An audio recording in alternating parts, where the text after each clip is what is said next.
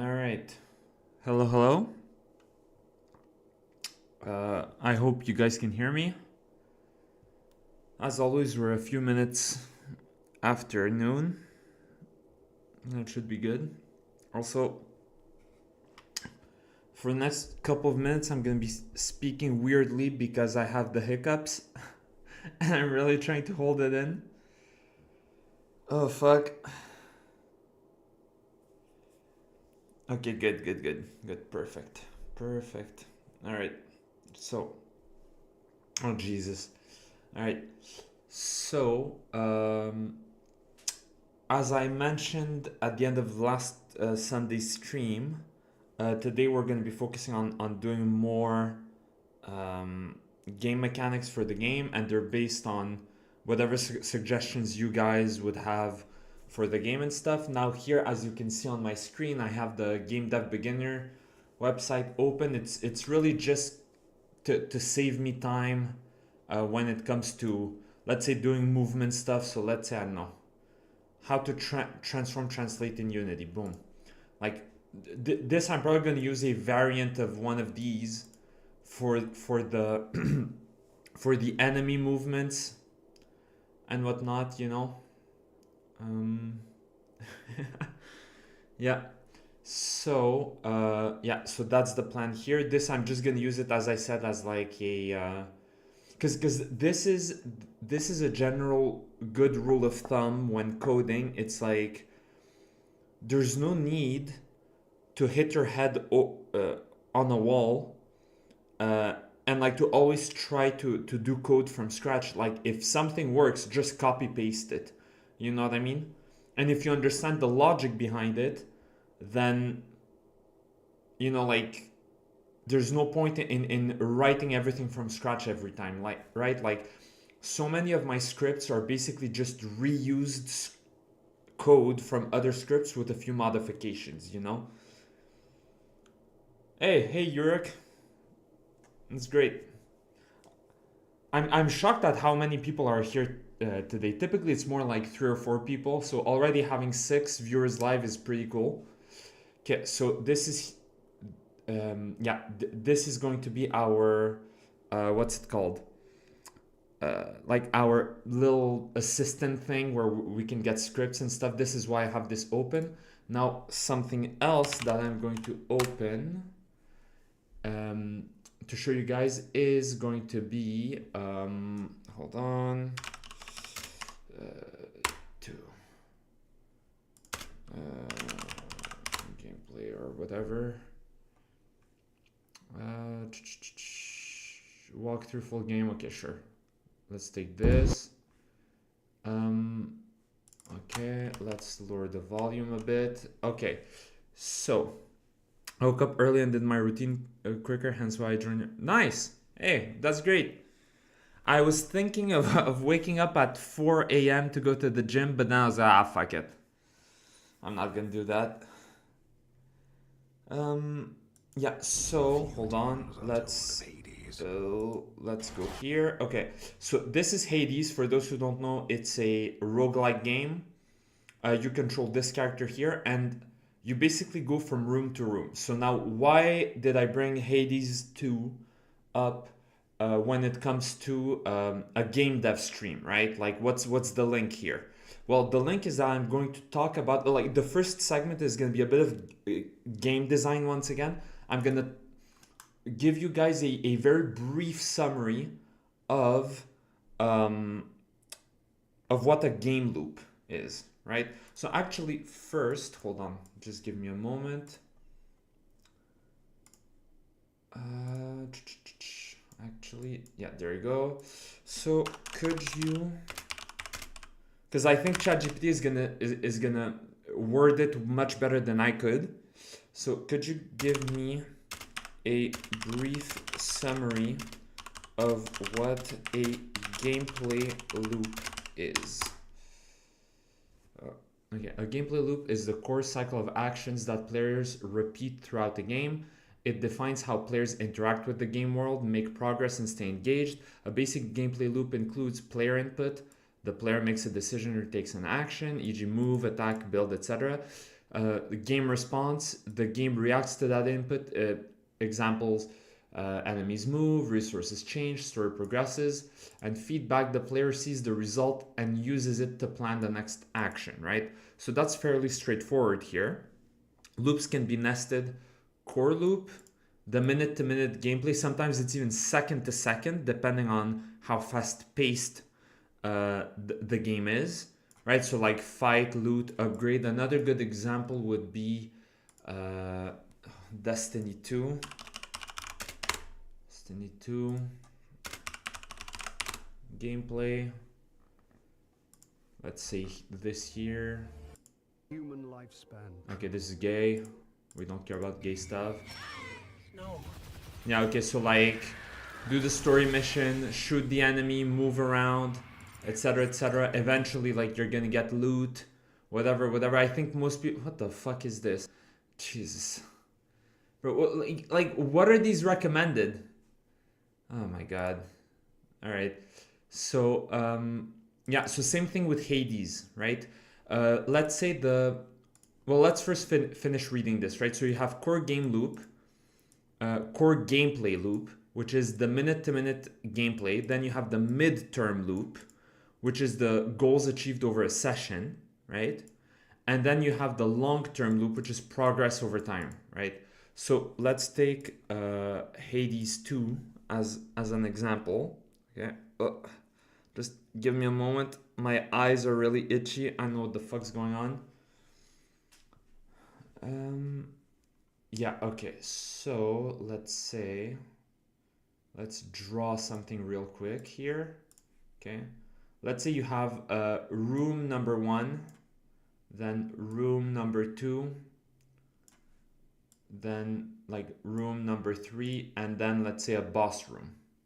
Okay, and then this is going to move us to then and this is like all the black squares are in the first area, and then the second area, let's say it's the red squares, etc., right? And then we have the boss room and rinse and repeat, right? So the idea then becomes that the core gameplay loop is what happens here, okay? So what happens in the actual room, right? So the player enters a room. There you go. So the player enters a room, whatever stuff happens, you know, etc. Then at the end of the room, they get loot, right? And then they choose between one of two other rooms, right? That's how Hades 2 works, right?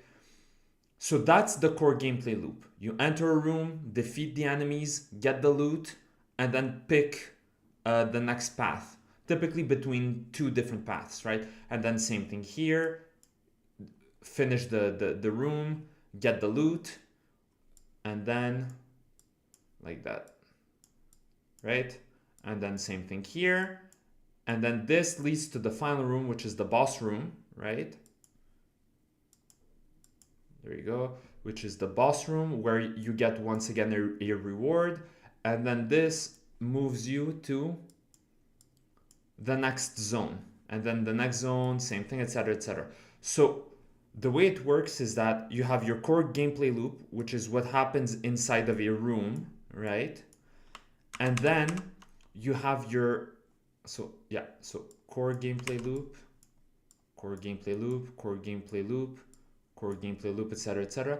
Then you have the mid loop, which is basically, I'd say, a whole run, right? If we're analyzing Hades 2, would be like a whole run, right? Let's say that the player ends up dying here, right? This is where the player's run ends. So this would be like the midterm loop, which is what happens when you either finish a run, when you complete a run, or when you fail and die. And then you get reset and you get sent back. Let's see if they have it here. Like that. Okay, yeah. Oh no, this is the boss fight. Okay, there you go. Okay, so now here he's doing the boss, etc., etc. Oh, very close. Okay, yeah, and then he got killed. So very close. Yeah.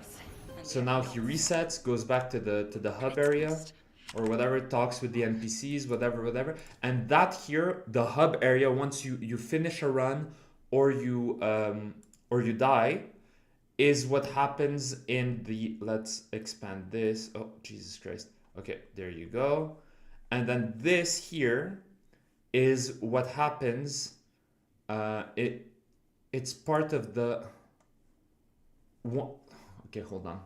Let me phrase this better, right? So now here you go back to the hub area, which let's say the hub area is this like that, right? Hub area, right? And then all of this, because basically at the end of your run, you get whatever rewards, you get boons, more resources, whatever. And so all of this is then the long-term loop, right? Like it's not the mid-term loop, it's the long-term loop, which is, like unlock story arcs, like acquire new NPCs, acquire new weapons, new resources, etc., right? So now the reason why I'm talking to you guys about gameplay loops and everything is because when it comes time to start adding new mechanics to the tutorial, to this, right, to the tutorial I've started making with you guys, we're going to be using this logic, right? So in today's stream and probably tomorrow's stream as well, I would like us to focus on making a real proper gameplay loop, right? And specifically like a core gameplay loop. And then eventually over the other streams, we can start adding more and more mechanics that have something to do with like the midterm loop and the long-term loop eventually, right? But for now, let's focus on the core gameplay loop, right? And so, hold on, where was it? Okay, yeah. So I'm gonna show you guys what Red Herring did. I mean, those of you who are on in the Discord server should be well aware. So this beauty over here, this absolute work of art, and I'm not even being sarcastic. Like this is genuinely really fucking well done. Is Urik's, not Urik, Red Herring's proposition, right? So we have the player character, orbit movement dual platform, right? So I suppose that these would be platforms that are moving, and that the player can like jump on and whatnot, right? And then, yeah, we have horizontal axis rotating platform with oscillating movement and sticky surface. So what he means by this is that this platform here is probably moving like that, right? From left and right or whatever. And once we get on it, we like stay there or whatever. We have our Carmelo here who's going to try to stab us with the subversive weapon. And then we have this that I'm not going to say. Polyfloid, that's what we're going to call it. And the goal is to reach Gal Gadot's heart, right? So now, obviously, we're not going to necessarily use the same names and everything, right? But this already shows you that whether or not Red Herring was aware of like gameplay loops and all that stuff, this here is basically a core game loop in a sense. That what he did, right? It's like we have the player character here, and then hold on, can I copy image so that I can draw on it? New. Hey, perfect. Okay, so. Okay, perfect. Like that. We're gonna use the green color. Okay. Okay, perfect. I'm such. No, but dude, Red Herring. I'm not even joking. This is really well done. Okay. So basically, here we have our player character, right?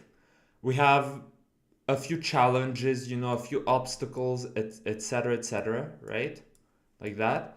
And then we have our goal here slash reward, because typically the way core gameplay loops are done, hold on, here, right? It's that we have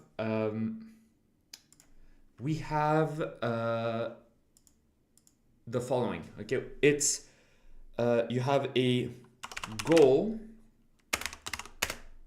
followed by a challenge that leads to a reward. Okay, or let's make this green actually. Yeah, so the idea is for your core gameplay loop, and again, like if any of the people I went to school with who like in game design school and everything, they would probably be all up in my ass and be like, oh my god, like you're skipping so many details, etc., etc. I'm giving you guys the really like TLDR of game design, right? Yeah, exactly, Danford. Like that's what I'm saying. Like what Red Herring did is legit, right? Like when I was in video game school, people were making shit that looked so fucking worse than this, right? Like this year is really good, right? So, anyways, to go back to this, the way you generally want to so basically the core gameplay loop can basically be summarized by these things, right? You give the player a goal, whatever that goal is. It can be progressing through the level, progressing the story, getting loot. Well, the loot is the reward actually, but it's like it's whatever. It's progressing generally speaking. The goal is you do something that will make you progress through the game, right? Then you put a challenge in front of them to like overcome or whatever, and so the challenge needs to make sense and to have something in common with the goal, right? If the challenge has nothing to do with the goal, then it's not going, then the reward is not going to be fulfilling, right? And so the idea is you create a meaningful goal, right? Then you give a, so basically, hold on, let me add this, right? Meaningful goal, right? Followed by a fair challenge, right? What the fuck? There you go. And with a, let's say, just, followed by a just reward, right? There you go. Like that, right? So exactly. So you have a meaningful goal that is blocked by a fair challenge, because if the challenge is unfair, and I'm gonna look at this like in a few minutes with you guys, if the challenge is unfair, then it's not fun, right? You have to get sticky to get good odds. Exactly. And then the reward needs to be just, right? It needs to be proportionate to whatever the challenge was, whatever the goal is, etc., right? That's why sometimes games can be really frustrating if like a boss is really difficult or whatever the fuck, and then you get to the reward and you get like some shitty loot or just anything that doesn't really make it worth it, right? And so hold on, let me just, oh, no, not the live stream, this, okay. So let me just show you guys flow state. Flow state, okay, hold on. So, perfect. Now could you give me a summary of what the flow state is, specifically in the context of video games, right?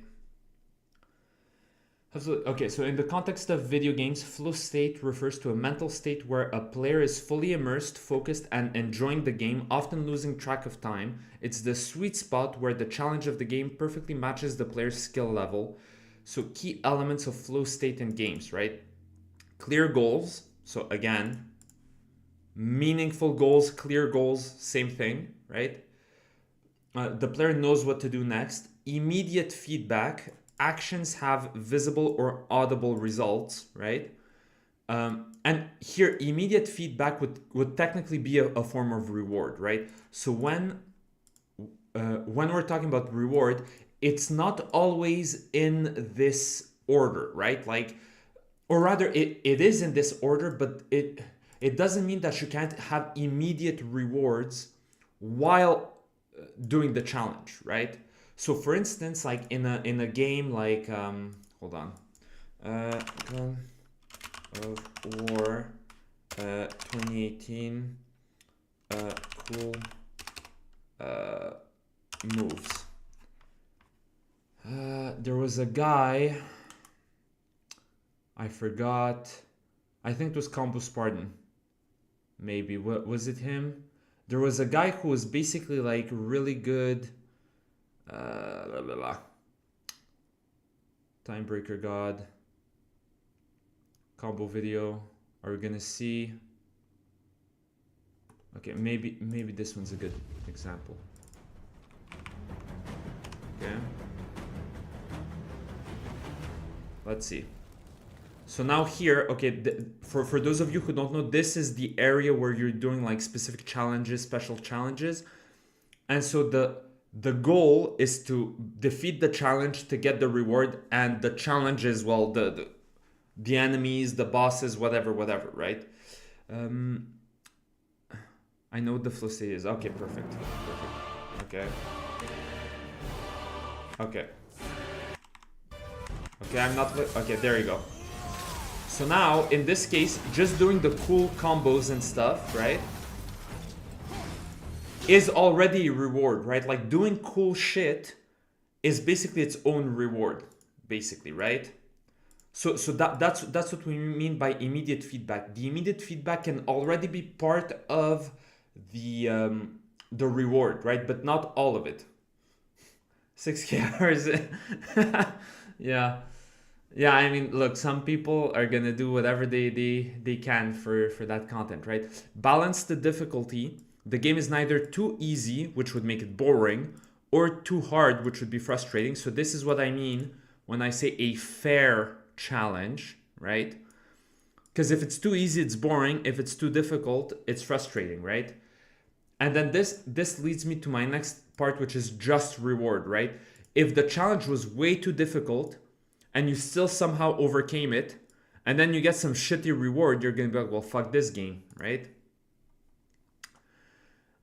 Deep focus, distractions fade, the player is in the zone, so to speak, and a sense of control. And this, in my opinion, is something very important that a lot of modern games don't make, right?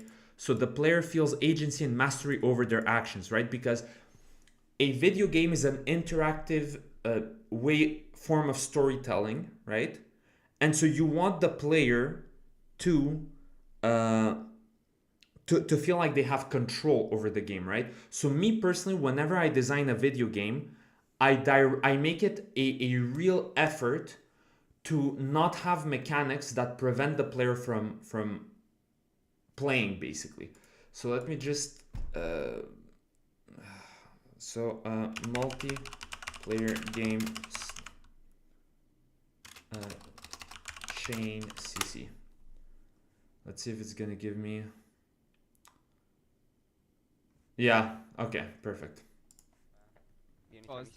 So this is World of Warcraft. This is in the arena, so it's multiplayer, right? And now let's get hot stuff. let's see. Try. Yeah, it's cool. So apparently someone's gonna get crowd controlled into oblivion. Go trinket this way. Okay. Go trinket. Let's see. So I got an S. Slowed it. Nice. Okay. Yeah, I'll MC up, then MC. Gonna pop feed. Okay. Well, either way, you can see, like, hold on. Nine. So for instance, where is it? Is it here or whatever? Okay, well, at the very start, let's go back to the start. So he does dominate mind here, right? So now he has mind controlled another player, right? Now in a video game, when it comes to the fantasy of the game, okay, yeah, that's cool. It's cool if you can do this to an NPC, but it's not cool if you do this to a player, because then the other player isn't allowed to play the game anymore, right? So at that point, it defeats the purpose of a video game, right? And so what ChatGPT here said is incredibly important, right? These 5 things are very important to have the flow state. And now let's look for images. Exactly. Here's a good image. Let's see if I can get it. Okay, perfect. Okay. So you have the flow state here, and you have the challenges. The higher it is here, the more difficult the challenge is, or the more challenging it is. And the further you go to the right, the more skilled the player is, right? Yeah, I've got thoughts on this that might be of benefit to the chat. Mind if I join the server audio call? Just give me a moment, right? I'm just gonna finish explaining, and then like, yeah, we'll see. We'll see if you can join and whatever. I haven't managed 6K hours in any game. Yeah, same. Gavin said the player should notice the game world reacts to his actions. Yep. Yeah. WoW is full of that sort of terrible design. Exactly, but it's not just World of Warcraft. It's a lot of multiplayer games have that problem, and even some single player games also have that problem, right? For instance, like the what's it called?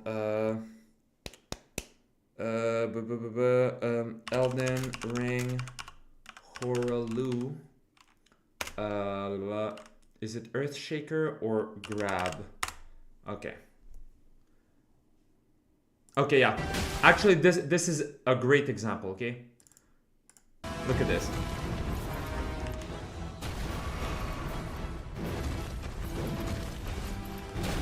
Alright. Okay, so now the player gets grabbed, the player can't play anymore. He's just stuck here, having his time wasted and just taking damage, right? Same thing here again, right?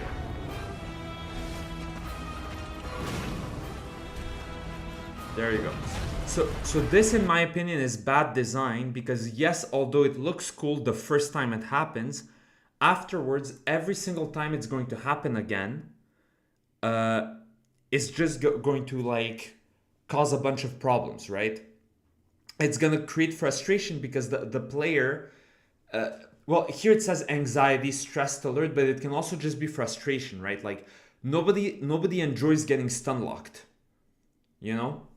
And so the flow state is this perfect balance between like it's just challenging enough to offer a proper challenge, right? And to force the player to be really focused, but it's not so challenging that it's difficult, right? So hold on, let me just copy paste. There you go, right?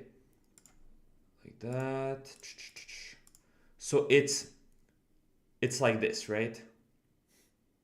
This is how it goes typically. Like it starts off, it's very challenging because you just start learning the game, but then you get better and better and better. So the challenge starts getting lesser and lesser. But then they introduce new mechanics, new enemies, so it gets challenging again.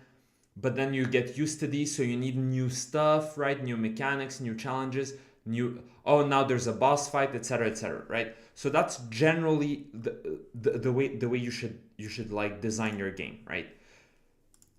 And so with all of this in mind, right? As I said, like we're gonna start working on what's it called? On doing the core gameplay loop for our project here, right? So let me just maybe join the voice chat. Yeah, so Zeno, if you want, you can join the voice chat and we'll talk a bit. And then I'm probably going to leave the voice chat again once we start to the coding part and everything, right? So I'm in the voice chat. If you want, you can come in. Hello. Oh, Hello. hello. Yeah, what Red Herring said is correct. Those are animations disguised as gameplay. Exactly. Yeah. All right. So can you hear me, Zeno? Yep, I can. Okay. Okay, perfect. So you summed it up pretty well, I'd say. However, I just wanted to add to that because one, it's kind of objectively, it is subjective. The flow state for each person varies. Yes. And there Very are true. and there are a lot of games designed to tailor to that, and some do it better than others. So, for example, recently I've been playing games like Ninja Gaiden. Well, it like with the Dark Souls clip you just had, which was pretty accurate summary of it. There's various bosses where they can pretty much stun lock you, not just bosses but enemies, and that takes the fun away. So while the challenge is what part of make of is what part of is what makes part of those games enjoyable and interesting, it's also its greatest flaw. Now on other ends, you kind of want it's so for flow state, it's a mix between good gameplay and satisfying input. You need the buttons to be snappy.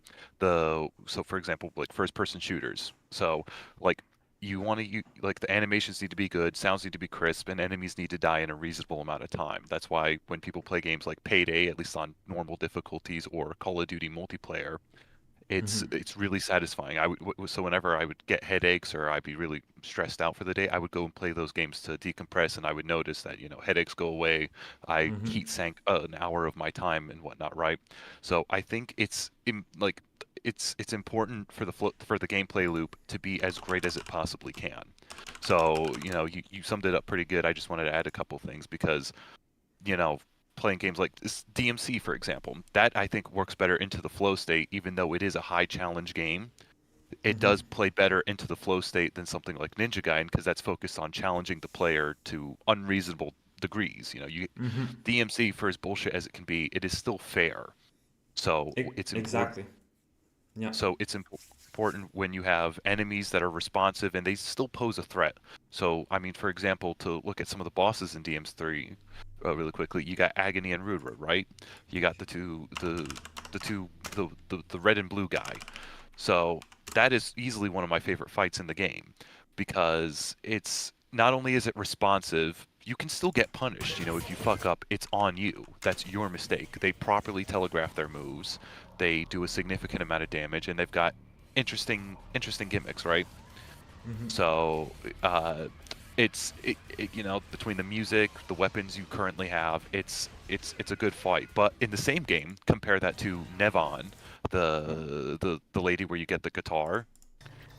Pretty much, she's got various moves that take away control of you, and there's nothing you can do about them. She's got this kiss of death or something, where she grabs you, she holds you down for a good 5 seconds, and she takes away a quarter or half of your health.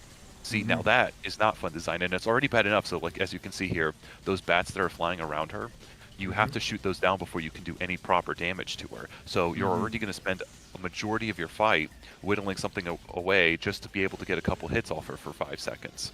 Now that is, I'd say, objectively bad design, and it makes for easily one of the worst fights in the game other than the Centipede boss.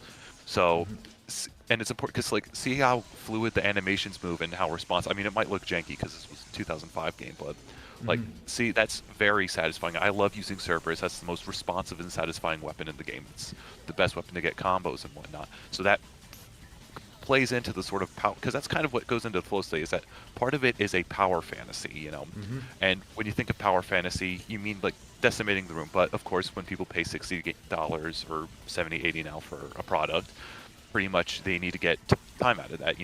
If all games played like power fantasies like the Darkness 2, then games would only be 2 hours long. So you need the challenge there to kind of test the player and to kind of keep the game like artificially bloated, right?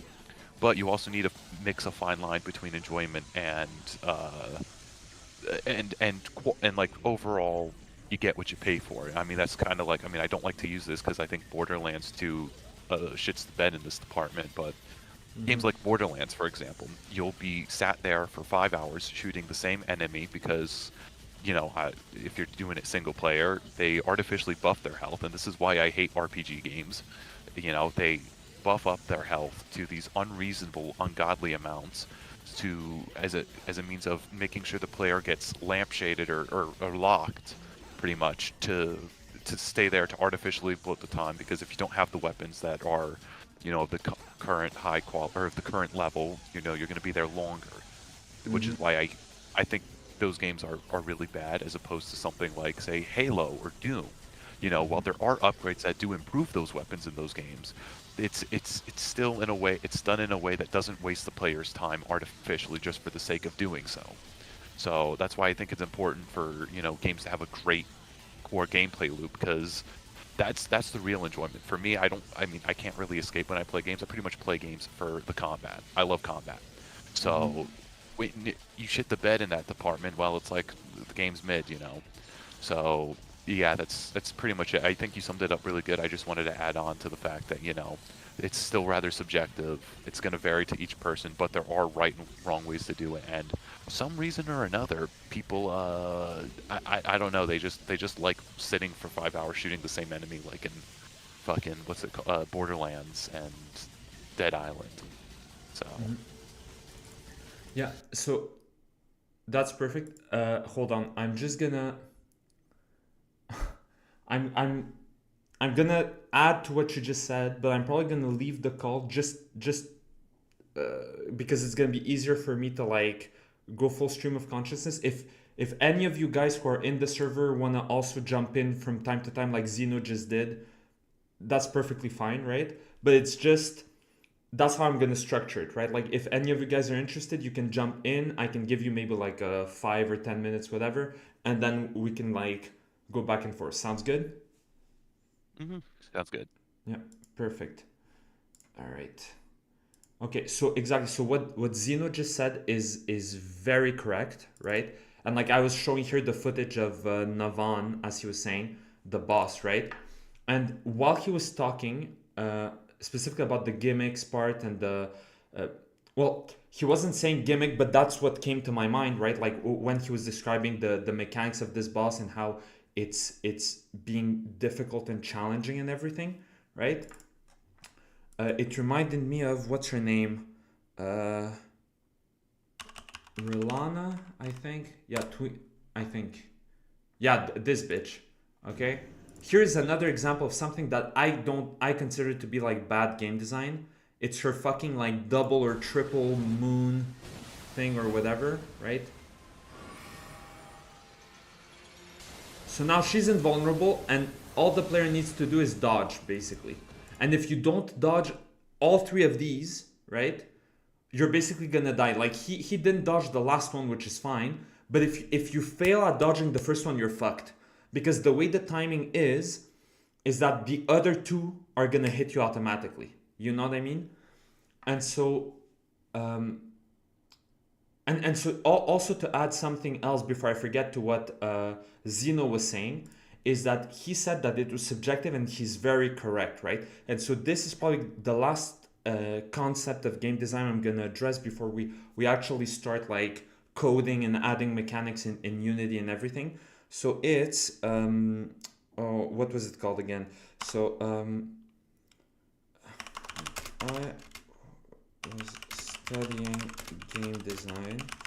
We learned about the different types of players: killers, explorers, socializers, and what was the 4th one? So it's killer, explorer, socializer, and achiever. And achievers. Could you give me a brief summary of this concept? Yeah, exactly. Bartle's taxonomy of player types. So a classic model in game design that categorizes players based on what motivates them in multiplayer games. Well, in multiplayer games, but this can also be applied to non-multiplayer games, right? If he didn't dodge the second one as well, he'd be dead. Exactly. Yeah, Dark Souls reeks of shit design, and I don't know why normies glaze this. Not only is it slow and clunky and difficult for difficulty's sake, me personally, I'm a killer-esque player. Yeah, exactly. Right? Same thing with me. Like, my first ever game from Software was Sekiro, and I really enjoyed it because I had agency, right? Like, I could block the boss's attacks, right? Like hold on, like Sekiro Al boss, or actually let's do oh my god, what was his name? Ishin Sword Saint, right? Let's save this. So like the player is dealing damage, the boss is dealing damage, the player can dodge the attacks, he can block the attacks, etc, etc. So it feels way more fair, when it comes to challenges, you know what I mean? So that's another example, right?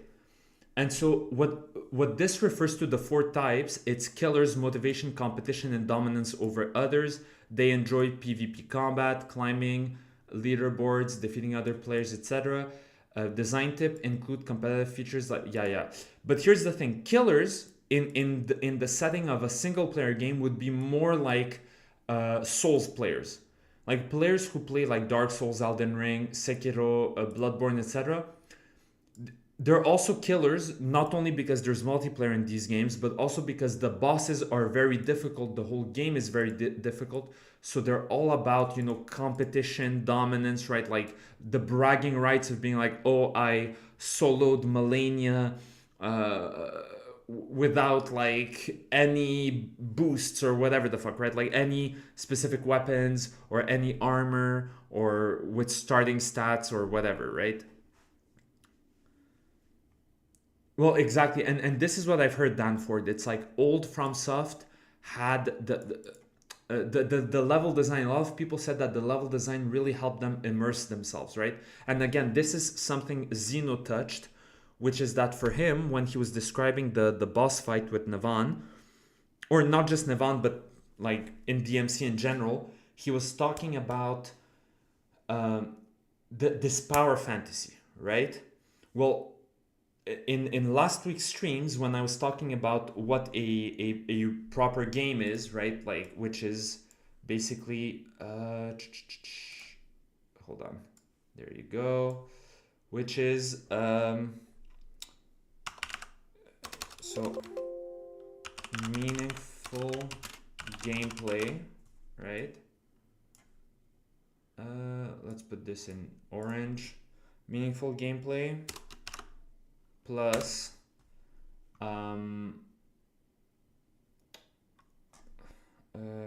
plus plus gripping story. So let's put this green equals and let's put this, I guess, in blue or whatever, immersive experience, right? I didn't use exactly those words, but that's generally the idea. Hold on.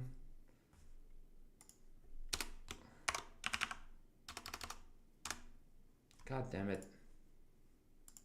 God damn it. Well, whatever. Which is the same, which equals soul. Right? So basically, you want the gameplay to be meaningful, the story to be gripping, and this is going to create an immersive experience, right? But again, like story here, take the word story very loosely, right? Like when I'm talking about story, I'm being very, very loose, right? It's story, right? Because by story, what I mean is just like the immersion, right? Like what allows you to immerse yourself in a world, right? So that can be anything. So for instance, if we go back to the example that I was giving with the God of War video, the quote unquote story is more so just the fantasy. So it should, so instead of story it should be like, actually it should be fantasy. Come to think of it, it should be fantasy, right? So it's what fantasy, yeah, the context, the fantasy of what you're trying to create, right? And that's what gives soul to a game, which is another word for an immersive experience, right? And so when it comes to these four types of players, right, like the achievers, the progress status, mastery, collection, right, like people who platinum, who get platinum trophies for games, stuff like that, right? They enjoy earning points, unlocking achievements, blah blah blah. Like most mobile game players are achievers, right? It's the people who just want to see the numbers go up and get all the points and all the high scores and beat their personal records and whatever, right? And the thing is, those are the four main types, but obviously it's not set in stone, right? Like Me personally, I fit into all four of these types depending on the game, right? And depending on my mood. And like if I've had like a very tiresome day at work and I just want to unwind, I'm gonna play something like Diablo. Well, I don't play that Diablo, but like a game like Diablo or maybe God of War or anything like that where there, or like Space Marine 2 where there's a huge swarm of enemies and I can just unload, right? I can just decimate hundreds of enemies, right? So in yeah, PoE, etc., etc. So in that case, I'd be more of a killer, right? Out of context, that sounds crazy. But anyways, I'd be more of a killer type of player, right? In that specific context, right? Meanwhile, if I'm more in the mood of experiencing a story, a much more narrative driven game or whatever, that would be more explorer, right?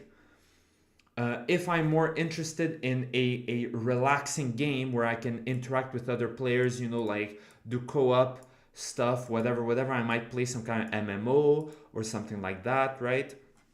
Uh, and if, for instance, I wanna like the way being an achiever manifests for myself is typically in city builder games, right? Like I like, hold on, so city builder games. Oh, yeah. So like it would be creating a cool looking city, you know? Like hold on, let's say Frostpunk 2, right? So oh, look at my city, like it looks so cool, it's so dynamic, etc., right? Like all of this cool stuff. That would be how my achiever manifests himself, right? But like if we're playing a racing game, I couldn't care less if I'm first or last or whatever. You know what I mean? So let me just look at the comments. Do fighting games qualify as achiever type games? Well, this is the thing. Games themselves don't necessarily fit into any of these models. This model is based around the subjective thing that's going on in the players' minds, right? So basically, this here, these types refers to what motivates players to play a game. So you could have the exact same game, right? Like let's take, I don't know, Fortnite for instance, right? Like Fortnite, okay? Fortnite, you can literally have each of these different types playing, right? You can have socializers that are playing in order to play with their friends, just because all of their friends are playing this game, right? You can have explorers that are playing because they enjoy the core gameplay, but they don't necessarily care about being in first place or whatever, but they really care about the skins, for instance. Like, oh, I want to play as Optimus Prime or whatever, right? Or like, I want to play as Palpatine or whatever the fuck, right? Then you have the achievers who and the killers who would be all about, like, the achievers want every skin.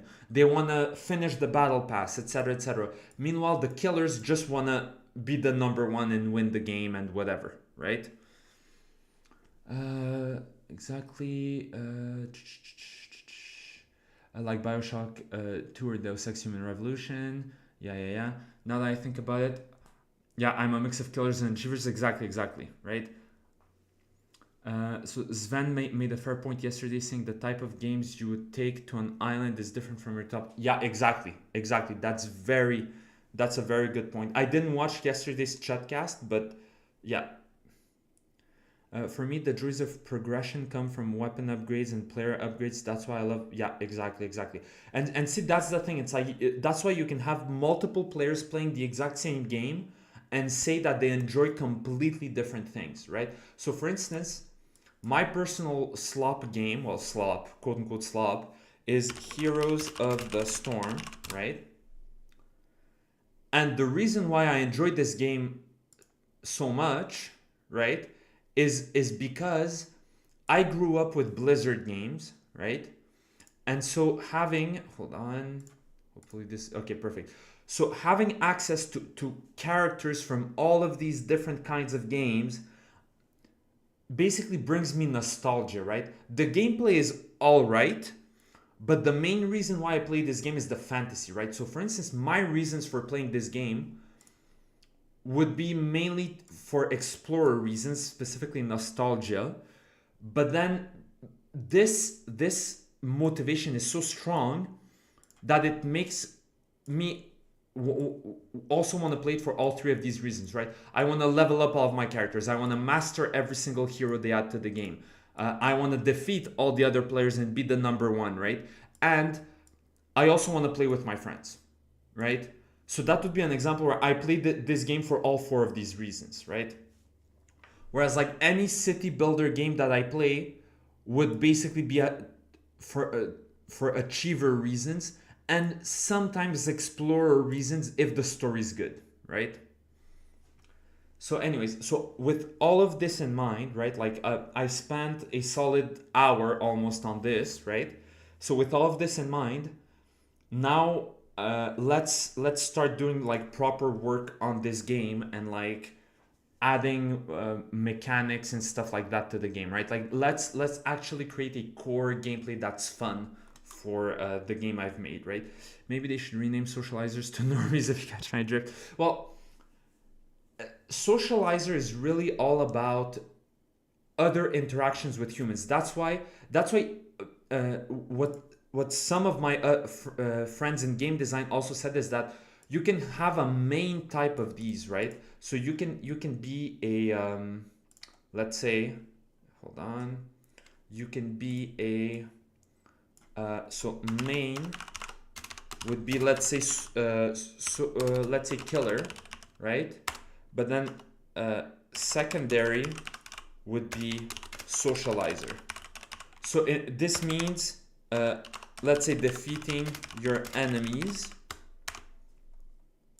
This here is interacting with other players, right?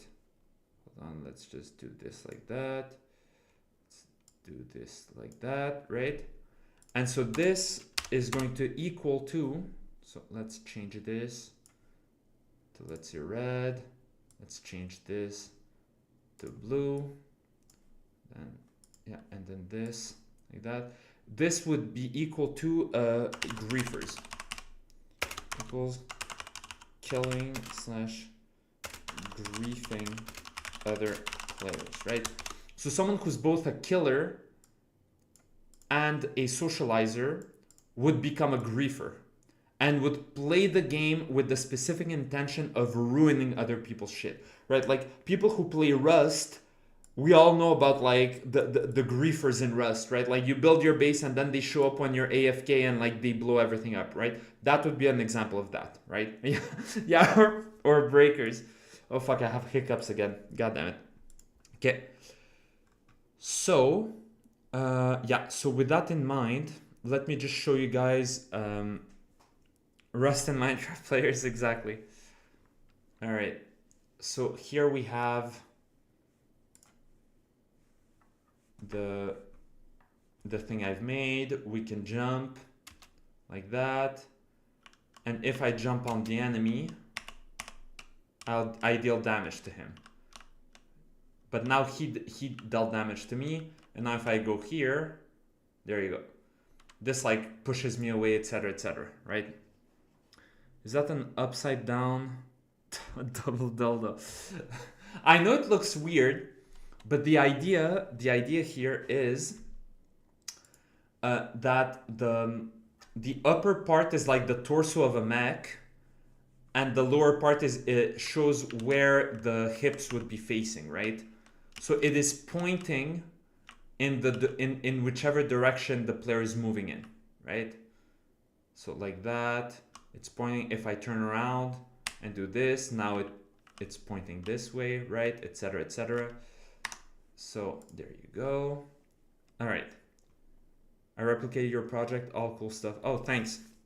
Yeah, and I know I said I was gonna find a way to like give you guys a copy of all of the project files and everything. I just didn't have time. I had a very busy week, so I honestly didn't have time to even look into it.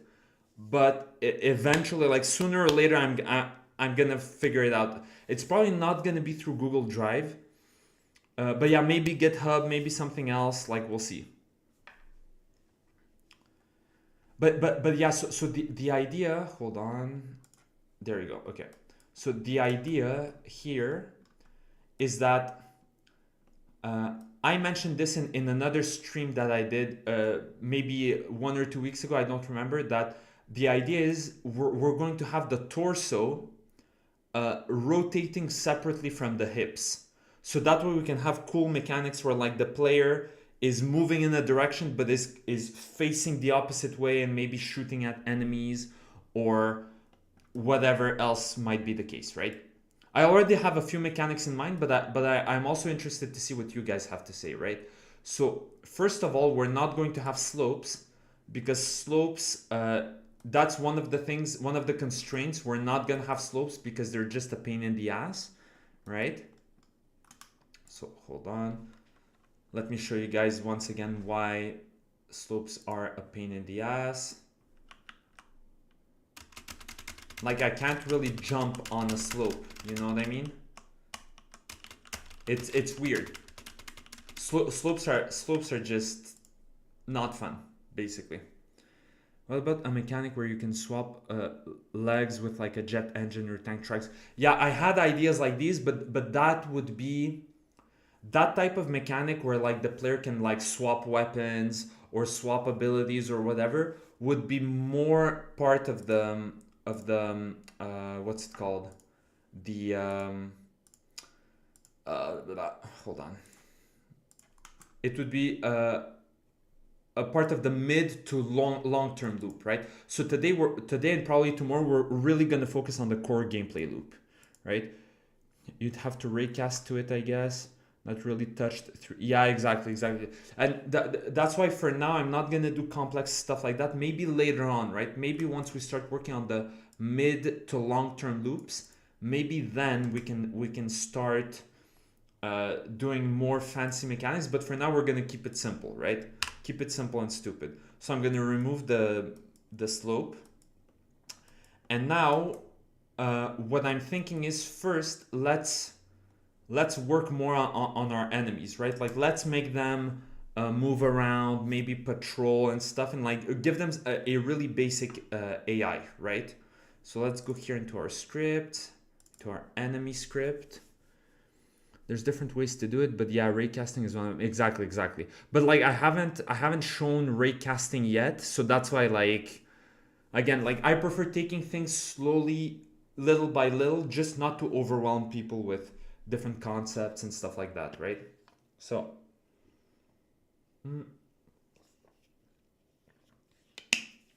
what I'm thinking is initially hold on.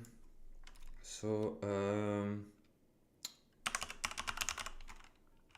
Astrobot gameplay. All right. So let's okay.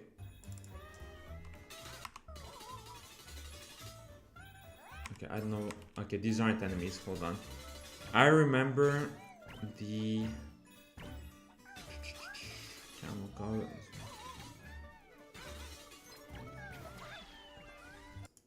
Is it here?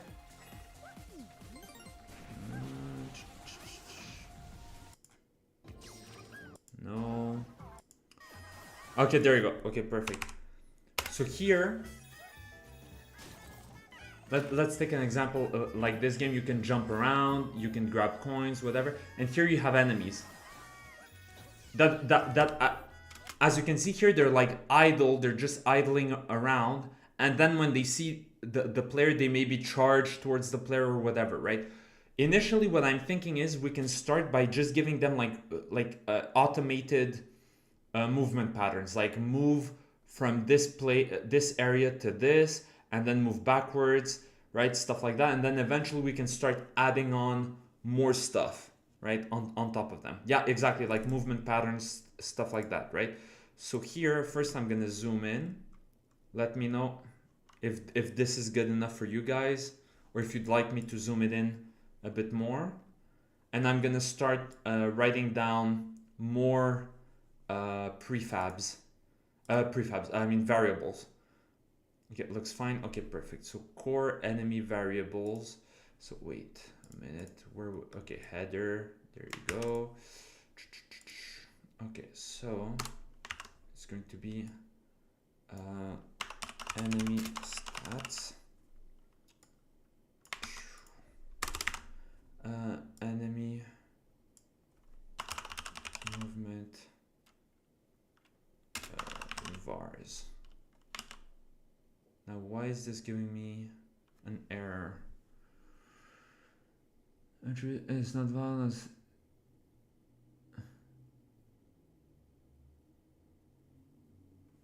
what? Public float and move speed f.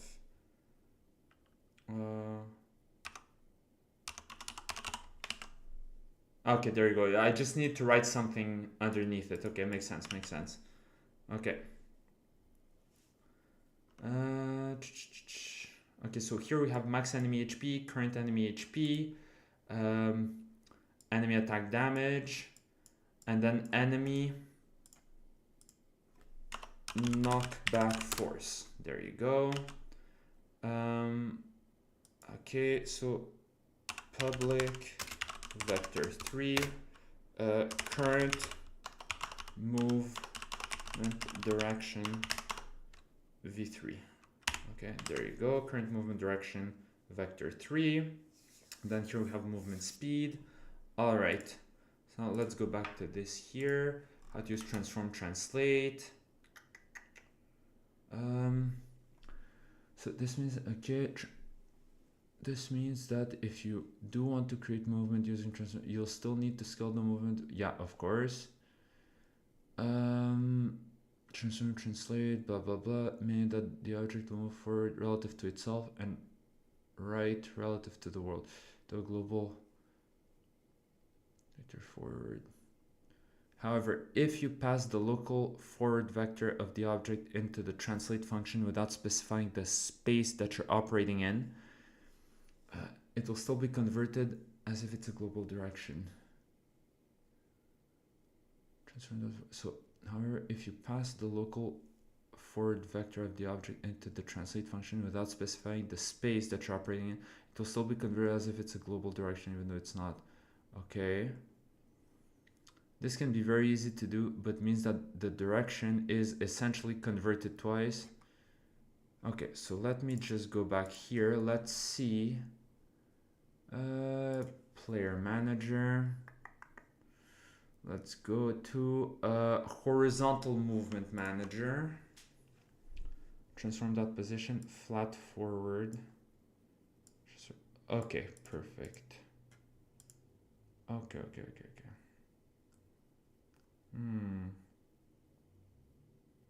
Okay, so I think as a way of doing some really basic movement, like it's gonna be the most brain dead basic stuff, okay?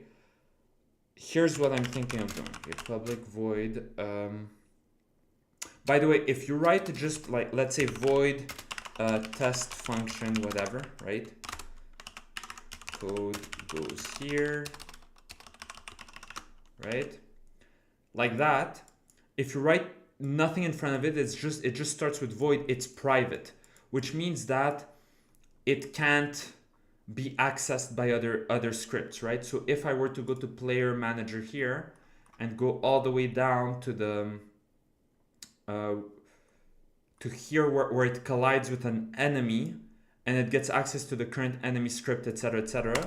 If I try to do current enemy script dot test function, nothing's appearing, right? Now if I go here and I just add public to it, right? And I go here like that.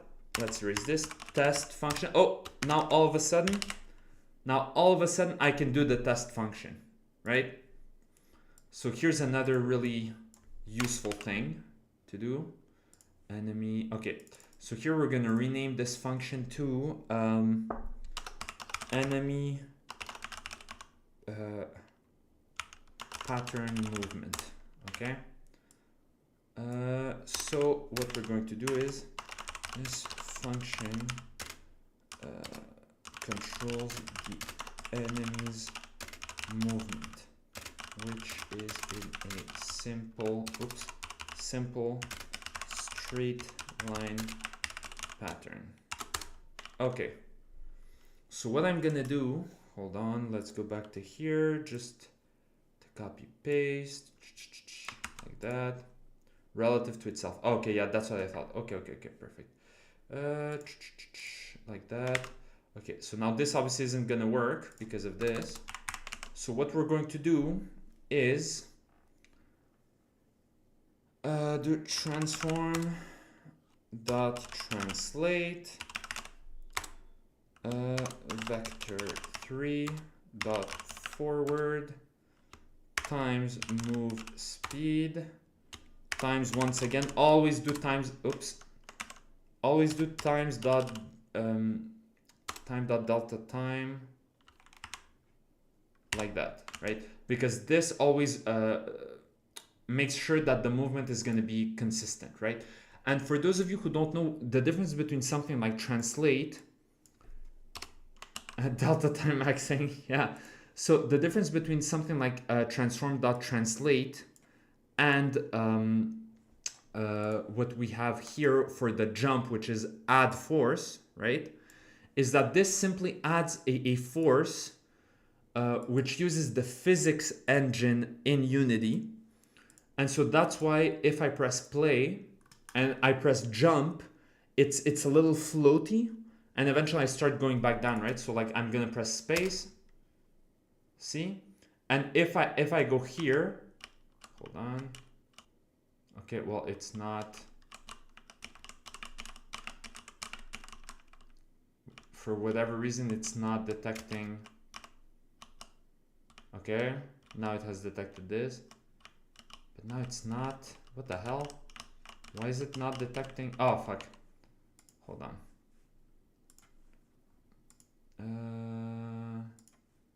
Player manager. Okay. Oh, wait. Okay, no. I erased the bullshit I wrote here, so that's not it. So anyways, for whatever reason, I don't understand, it's not working now.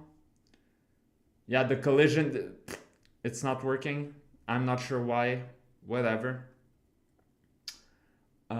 We'll figure this out a bit later, but basically the idea is, just to go back, it's like, if you remember correctly, whenever we would collide with like the enemy, it would like push us back, right? Or here it would make us jump, etc., right? So the idea is that's how forces work, right? Meanwhile, if you look at the way I'm moving, right?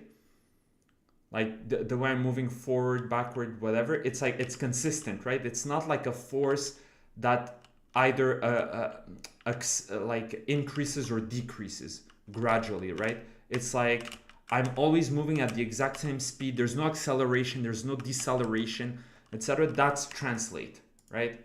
So for instance, in video games, like if we were to make like a first-person shooter, yeah, exactly, he can't find his knife. So if we were to, what's it called? To make it like a shooter game where like you have a gun and you shoot bullets, well, the bullets would move using transform.translate, basically, right? So let me just, for whatever reason, remove this. Now I'm just curious.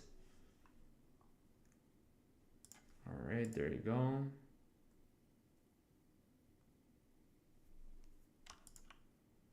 No, okay. All right, I just want to make sure. Okay, so this isn't causing a bug or a problem or anything. All right. So this is enemy pattern movement, and now we're gonna add here enemy pattern movement. Okay, and then what I'm gonna do is I'm going to add an object that whenever the enemy collides with it, the object is going to change the direction in which the player, I mean the enemy is facing, right? So let's come here and do, let's create a new script and do a, blah, blah, blah, what can I call it? It's,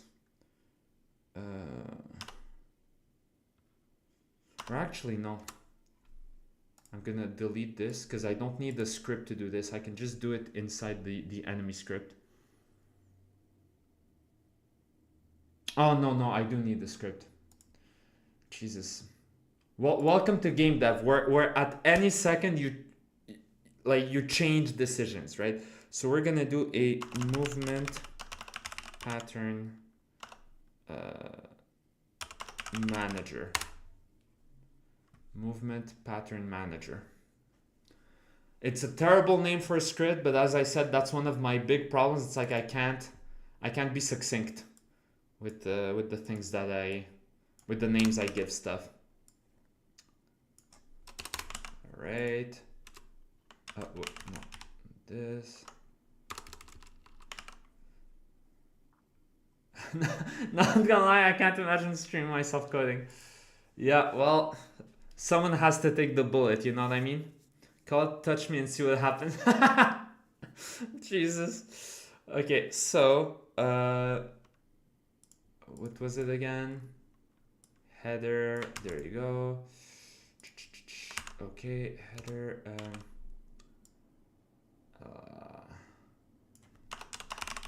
core variables. So here we're going to do a public game object.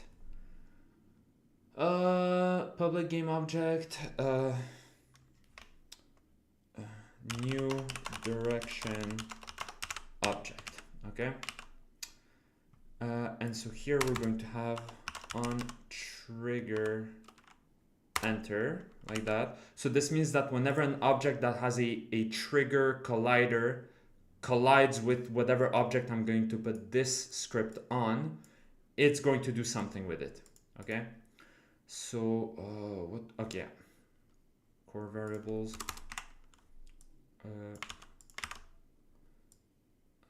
vars for interacting with other scripts.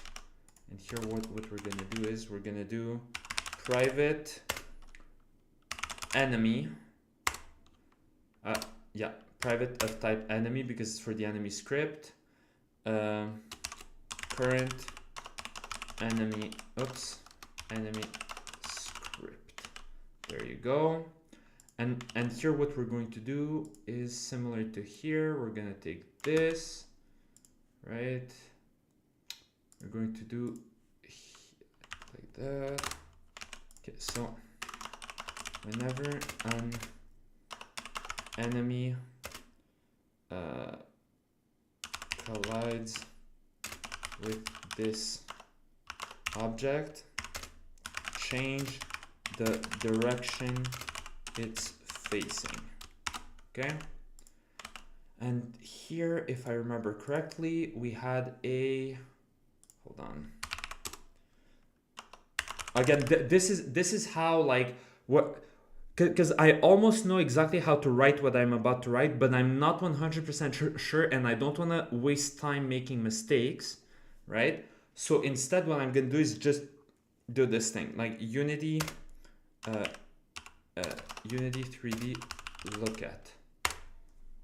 Transform.lookat. Yeah, okay, exactly. That's how I thought about writing it, but I wasn't 100% sure. So yeah, there you go. Okay, perfect. So what we're going to do is current enemy script equals other dot get component enemy. There you go. Let me make sure that's exactly how it was. This is also another thing. It's like I always assume I'm in the wrong. So I always double, triple, quadruple check just to be sure, right? So current enemy script.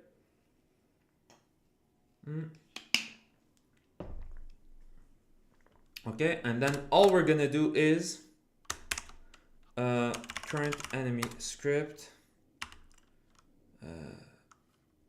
hold on, no. How is it working? Not this. It's object to point towards. So transform, okay. Look at transform target. World up, vector specifying the upper direction. Okay. Transform, look at target. Okay, yeah. Okay, there you go. So current enemy dot transform dot look at new direction object. There you go.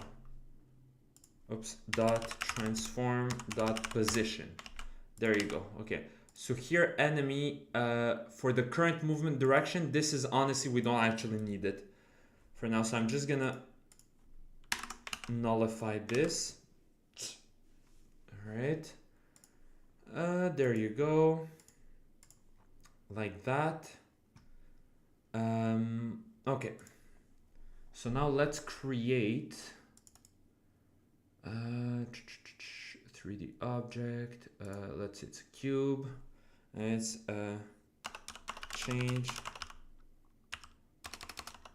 enemy movement object. Right? We're going to go back to our assets. We're going to click materials. Okay, we already have a yellow, so here create material. Change movement mat. There you go. Here like that, and we're gonna make it this weird like fluorescent green or whatever. Now we're going to give it to this, and this we're going to reset it here at the center like that. Okay, and now what we're going to do is, let's do it like that, minus 15, and we're going to duplicate it 4 times. Okay, we're going to move this one here like that, minus 6. This one is going to be 6. Oh no, minus 6, 0, or let's say 5, and then this one here is going to be 5. There you go. And now console, what the fuck is this? Import error code. Hold on.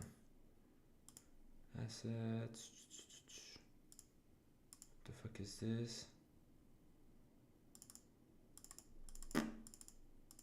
Yeah, I don't know what error this is.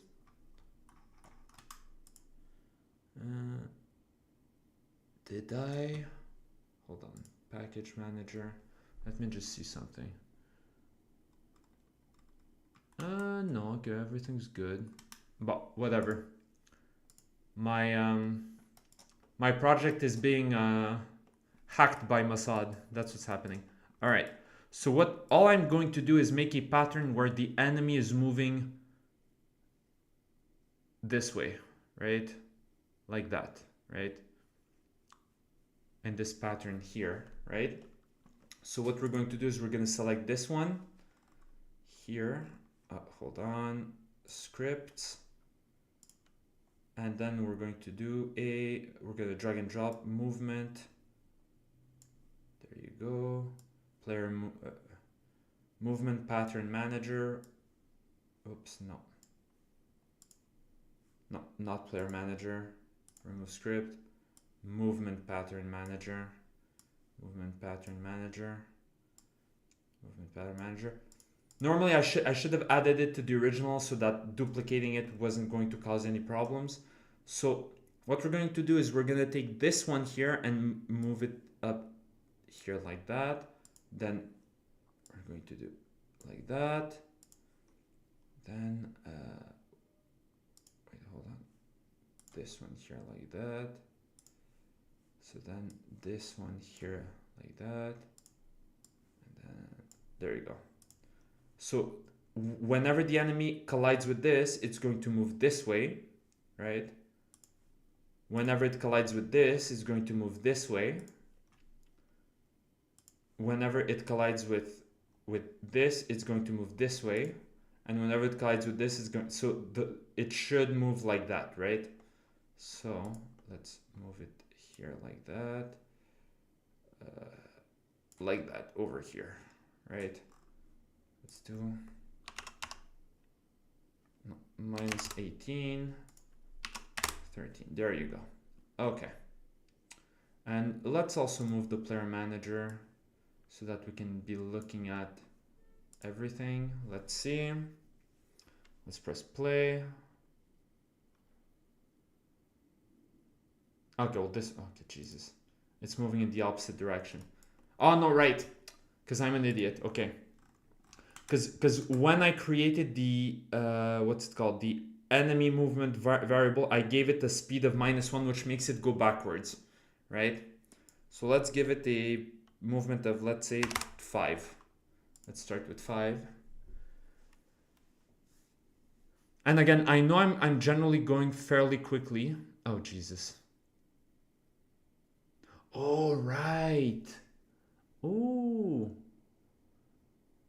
So something I wasn't expecting to happen. So let's go back, right? Like that. So if you saw correctly, the enemy cube like went downwards, right? So now if I were to raise this up in the air, look what's gonna happen. There you go. See? Because what I did is serendipity moment. Because the transform dot look at instantly makes an object face towards the coordinates, which in this case it's the position of whatever object it's told to. And so that's why the enemy is like flying in the air and stuff, which again can be useful, right? Like if we have a level with floating platforms and shit, it's perfect. It's super useful for enemies that don't need to be affected by gravity or whatever, right? But on the other hand, if we have enemies that need to be affected by gravity or like they're ground enemies or whatever, well, we're going to need to use a different type of code to make it happen. You know what I mean? So, so this works, right? Now let's see if, hold on. Let's just click on the enemy here, enemy knockback, right? So let's move like that. Okay, interesting. Now let me click on the player. Okay, yeah, okay. That's what I thought. So for whatever reason, what happened is when I changed, because I just figured out the bug, whenever I added all these new variables and stuff like that, it reset the knockback force to -1. So that's why it wasn't knocking us back, but it was still doing damage, right? So let's put it at 10. Right here in the bottom right, it was at -1. Right now, we put it back to 10, let's say. There you go. Let's press play.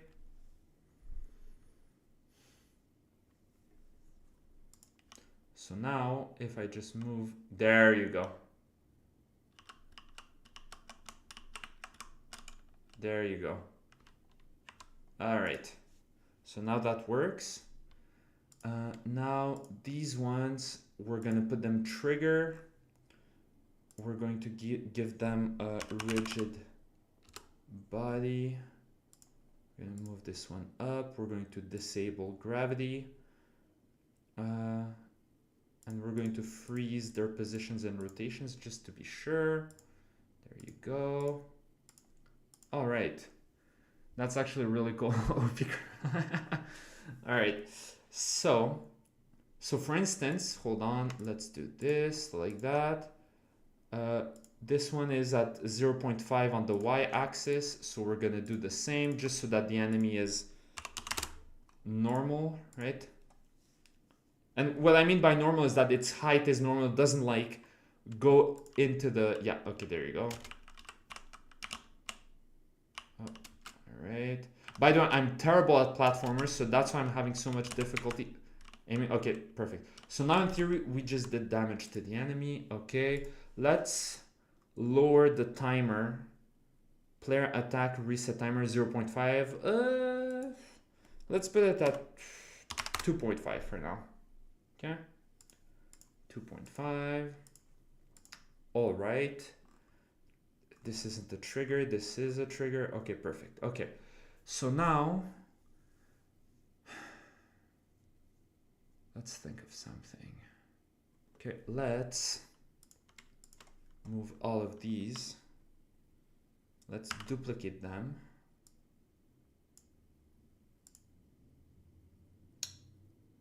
No, okay, change movement pattern object, okay?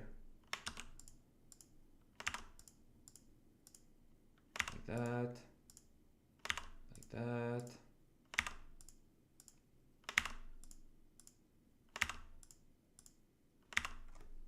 There you go. And now these 4 ones that I duplicated, we're gonna move them, let's say here or whatever, okay? And we're going to raise them up, let's say to 5, high up in the air like that. Okay, and now these 2, we're just going to, I'm gonna uncheck this box here up top in the inspector. I'm not sure if you guys can see it, right? Right here where like typically the name is, right? Jump zone 2, jump zone 1. I'm going to just click this, and now they're like disabled. So the objects still exist, but they're just disabled, right? So this is useful when you want to test something specific, but you don't want to erase certain objects that you've made already, right? So just give me a second.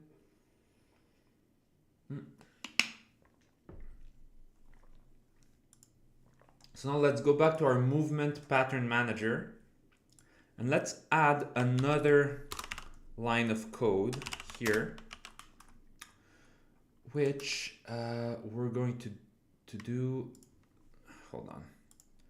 So here we're going to create another script. So platform movement script, right? Or maybe, actually no, yeah, hold on. I'm gonna erase this script, and I'm going to recreate it and rename it, okay? Come on. On behavior, platform manager. We're gonna rename it. Okay, come on.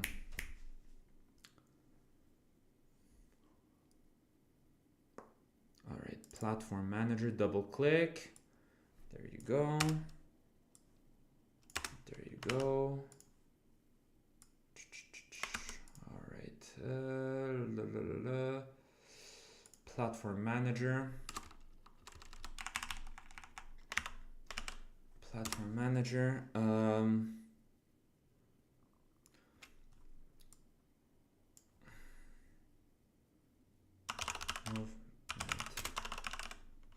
Variables, public, float,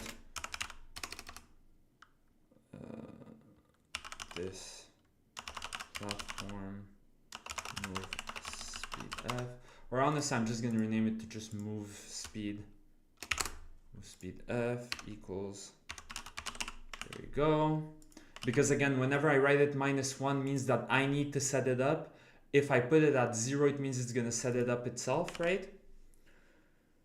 So public float, movement speed, and then what I'm gonna do here is show you why I initially created this public vector3, current move direction, okay? So platform manager, current move direction 3, right? And then we're legit just gonna copy paste this platform manager. There you go. Enemy pattern movement. Here it's platform movement.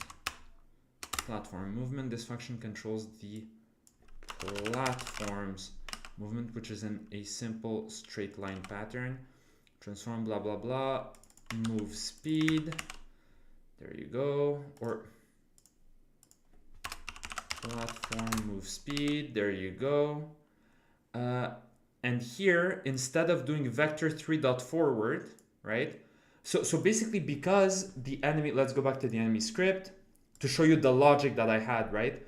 Because the transform.translate, which is the function that makes the enemy move in a transform manner instead of using like add force or whatever, right? Because we're using vector3.forward, the enemy is always going to move based on its forward axis, right? And so that's why in the movement pattern manager, what I did is change the way it's facing, right? But now for platforms, it's a bit weird to have a platform like rotate on itself. It could be interesting if the platform has an unusual shape, but again, for now, we're gonna keep things simple, right? To have a moving platform and stuff, right? And so instead, I'm simply going to change the direction towards which the platform is moving without affecting the direction in which it's rotating. And the way I'm going to do this is by making the platform not move towards its front, but rather move towards whatever its move direction is, right? There you go, right? And so what we're going to do here in the movement pattern manager is we're going to access the private platform manager current platform script. All right. And then here we're going to do platform script platform manager. There you go. Well, and instead of doing we're going to do platform script dot move direction vector3 equals new direction object dot transform dot position. There you go, right? So now what we're going to do is whenever, well, let's go here, right? Whenever a platform object is going to come in contact with one of these four cubes here, it's going to change the direction in which it's moving without changing the way it's facing, right? So let's create an object, a cube object, platform. There you go. We're going to make it both a trigger and not a trigger. So collider, box collider, move up. So the first one is going to be a trigger. The second one is not going to be a trigger. We're going to remove its use of gravity and we're not going to touch anything else. So what this means is that because the box, the platform that we've made here, let's put that 0, 0, 0. Okay, let's see where this is. This one's -9. Oh, Jesus. Okay, hold on. Oh, let's move these in a way that is much more easy to look at. So let's say -10, 0, -10, 10, 0, 10, and then 0, 0. There you go. Okay, so this one is also going to be 0, 0, 0. And these are at a height of 5. Let's put this at a height of 5. There you go. Right. There you go. So that's our platform. We're going to leave it white for now. The scale here, we're going to make it like that.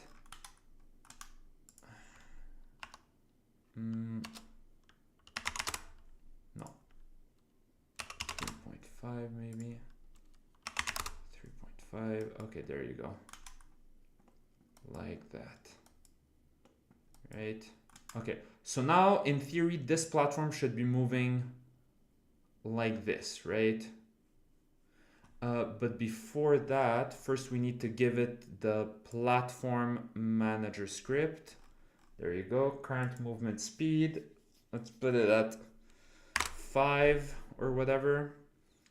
Yeah, and what this means, it having both colliders, that because it has a trigger collider, it's going to be able to collide with the boxes and detect them, and the boxes are going to be able to detect it. But because it also has a normal collider, the player is going to be able to land on it, in theory. Okay, and now we're just going to do this here. Okay, that way. This here like that. This here like that. This here like that.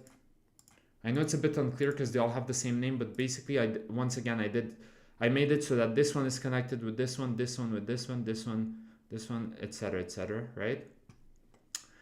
And so the idea that I have is, with the player, we're going to go here, we're going to jump on the propulsion zone, and then we're going to try to land on this platform, right? But before that, I'm not done.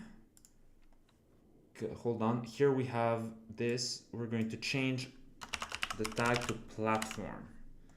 Okay, there you go. So now again, if a movement pattern object or whatever collides with an enemy, it's going to change the direction in which the enemy is looking at. But if it collides instead with a platform, it's going to change the direction towards which the platform is moving, but not the direction towards which the platform is facing, right? All right, so there you go. So now, hopefully, oh, hold on. I don't have the platform tag, so let's add the platform tag. Perfect. Perfect. Okay, all right. So now, oh my God, my allergies are doing something. Okay, so now it's not moving. Interesting. Could it be, hold on. Platform here.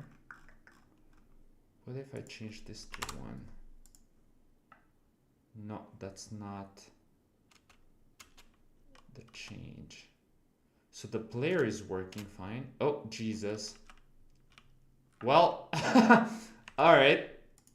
It's good that I saw this. So we're going to freeze its rotation. Freeze its position on the Y as well. So that way it can't go up or down or whatever. All right. Did you set the tag? Ah, I didn't set the tag. Okay, thank you very much, Red Herring. My God, see, again, this is what I mean. So many mistakes are just like forgetting something because it's so simple that you assume you've done it, but you actually forgot to do it. Ah la la. Ah la la la la. Oh, hold on. Well, now it's still not moving. Whee! Come on, land. Okay. So at least we can land on this. Hold on. Okay. So let's put it like that here. And let's change its movement direction to this. Right? Oh my God, hold on. Jesus. Again, another stupid noob mistake. It's because I never activated the platform movement function.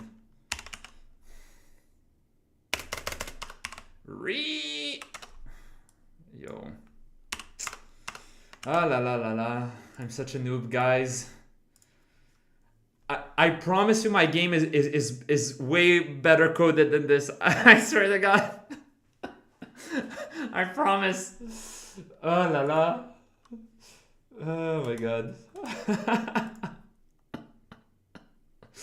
Oh Jesus. X'd out. No!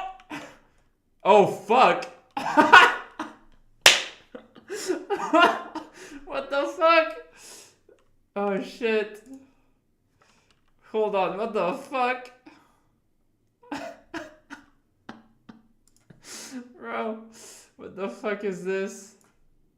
What the fuck happened? What?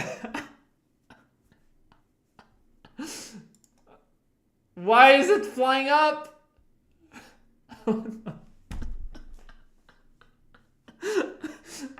This is so stupid. What the fuck? Yo. Hold on. So gravity, hold on. Freeze position. What? What the fuck?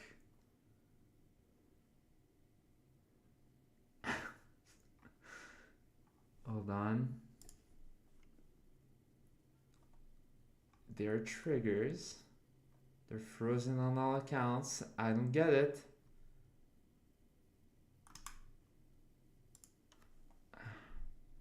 Current movement direction times player movement speed.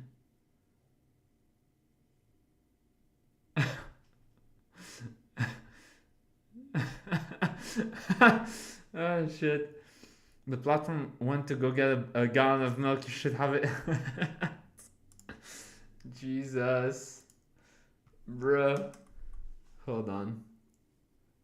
Hold on. Like, the absurdity of the thing prevents me from being able to focus. Hold on. Let's reset this to 0. And let's see if this is going to change anything. Okay. So clearly it has something to do with whatever this thing right here is, that the fact that I modified the movement direction. So let's just put it slightly like that over here. And now let's see. Oh, no. Okay, interesting. Interesting. So basically, the moment, hold on. Current movement direction v3 equals new direction object dot transform dot position. Okay. So this line of code is what's causing the problem. Oh, wait. Normalized. There you go. That's what was causing the problems, because I didn't normalize it. So do you remember I forget which stream it was, but one of the previous streams, I was referring to the fact that you need to normalize your vectors, otherwise weird shit happens. Well, now you saw what I meant, right? This is why you normalize the vectors, right? And again, like, normalization basically transforms it to a vector between like 1, 0, minus 1, 1, 0, minus 1, 1, 0, minus 1. What I mean by that is, let's see here, right? Instead of having a vector, because the position, so hold on. So basically the moment that the platform, okay, hold on. The moment that this platform here collides with this, its new movement direction here becomes this cube's coordinates, right? Which is 0, 5, 10, right? But if you normalize it, it's the same as saying 0, 1, 1, right? And so once we normalize it, it should work. Now, again, don't take my word for it. Let's see if it works now. Okay, well, you see, it's less intense now. Okay, so that's already a good sign.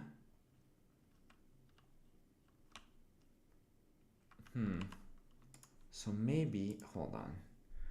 So clearly, again, clearly it has something to do with this, right? Okay, so in this instance, here's what I do when I'm really unsure and whatnot, right? We're just gonna copy paste this, and we're gonna go talk to our best friend here, right?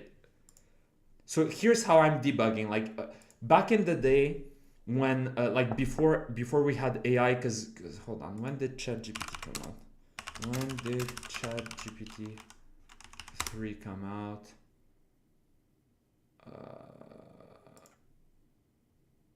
Okay, at around like 2020 something. So basically, long before all these AI things came out, these streams are great, Randy. I can't get my ass off the screen.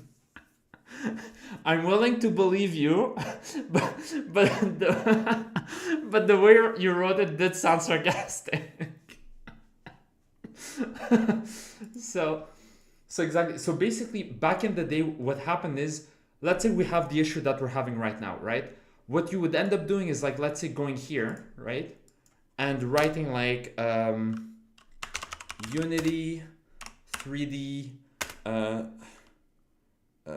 problem changing direction of object or whatever, right? How to change and then you'd go through the forums and like look one after the other and blah blah blah, and you would waste like sometimes hours. Sometimes I would waste entire days like looking for and like whatever solution it is for my problem, right? Like this, now I'm gonna show you how I use AI, right? Like as I said in one of my first streams, I don't use AI to fucking make scripts for me, because even if you try to do that, the script is not gonna work like 99% of the time, right? So instead what you do is you're like, hey, I'm currently prototyping ideas in a Unity 6 project. Okay. Here's one of my scripts, and now we just copy paste the code, right? Blah blah blah.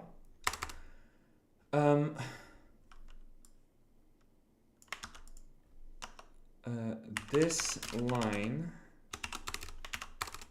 is causing me issues because whenever the platform triggers a collision, it shoots up into the air instead of well, actually, let's remove. Well, no, okay, let's keep this. So it shoots up into the air instead of moving towards the proper direction. The issue used to be much greater before I added .normalized, but even after adding .normalized, it's still happening. All right, there you go. So let's put this here like that. There you go, whatever. And then we just copy and paste. And now the issue you're facing stems from how you're interpreting the direction vector in this line. Blah, blah, blah. What's wrong? You're assigning the normalized position vector of the new direction object instead of the direction from the platform. New direction dot transform dot position dot normalize gives you a vector from world origin to. Oh, okay, that makes sense. Okay, perfect. This doesn't consider the platform's position at all. Again, in high school, I fucking sucked at vectors, okay? And now you can see why. Vectors are one of those things that just for whatever reason breaks my brain, okay? new direction, blah blah blah, gives you okay, yeah. This doesn't consider the platform's position at all, so the result is often incorrect. Fix. You need to calculate the direction from the platform to the target like this. Okay, so let's just copy paste. Blah blah blah. Let's go here. Let's do this. Vector3, new direction v3, new direction object blah blah blah, not transform dot position, dot normalized current, there you go. All right, so let's remove this. But yeah, but I'm telling you, like ChatGPT and any other AI like Grok or invite ChatGPT to Discord. But yeah, and any other AI like that, like you should use it as just a more powerful version of Google, right? Because what I just did right now, right, is the exact same thing I used to do back in the day when I had issues, except instead of wasting legit hours, like sometimes I would waste like 5 to 6 hours, sometimes I would waste multiple days worth of work just looking for an issue, and like going into weird forum pages that were like 7 or 8 years old, and like oftentimes I see like, oh, here's someone who had the exact same issue I did, but nobody answered their question. I'm like, well, fuck me then, right? Like, I guess I'm fucked, right? But now instead, you just type your code, you give it to ChatGPT, you're like, yo, where the fuck is the bug here, right? Like, what am I doing wrong, right?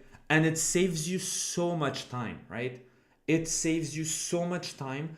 And honestly, anybody who shits on stuff like ChatGPT or any other AI, and they're like, oh, it's basically coding for you and blah, blah, blah. I'm like, yo, shut the fuck up. Like for my game personally, I've basically had to put all of my 20s on pause in order to make my game that I'm hoping I can release sometime in October of this year, right?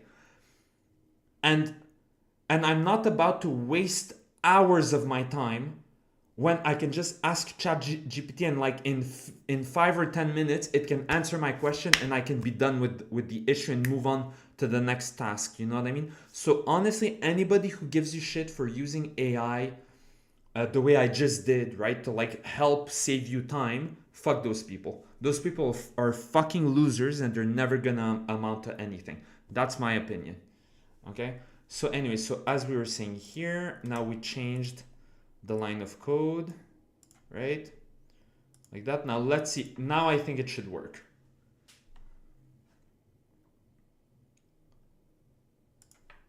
Hey, let's go. All right, so now next step.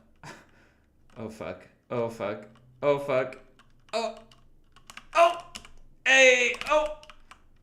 Okay, but now as you can see, like if I stand still, like I'm not following the platform, right?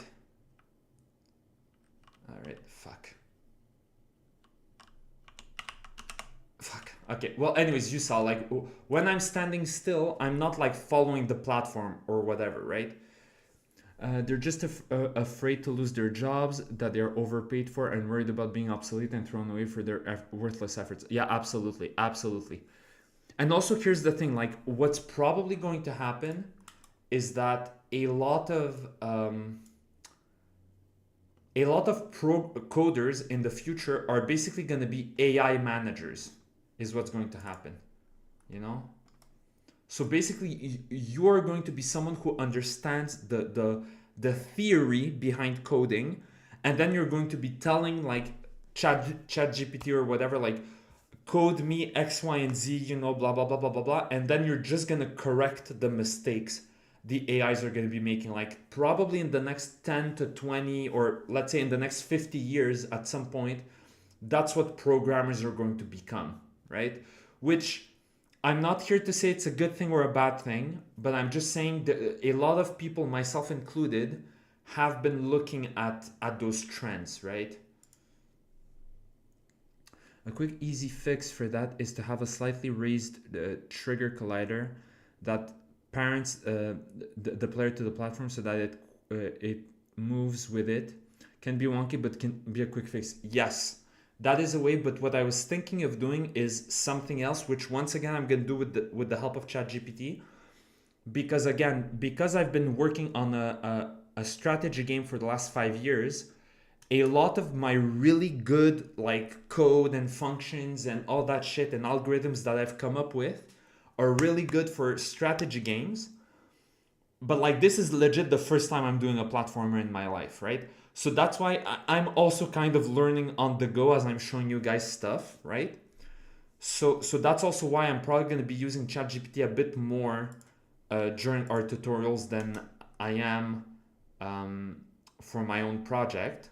Even though I'll be absolutely honest, I have used it a shit ton for my project, but for much more complicated stuff like I used ChatGPT to help me make a script that can allow me to take oh fuck, hold on.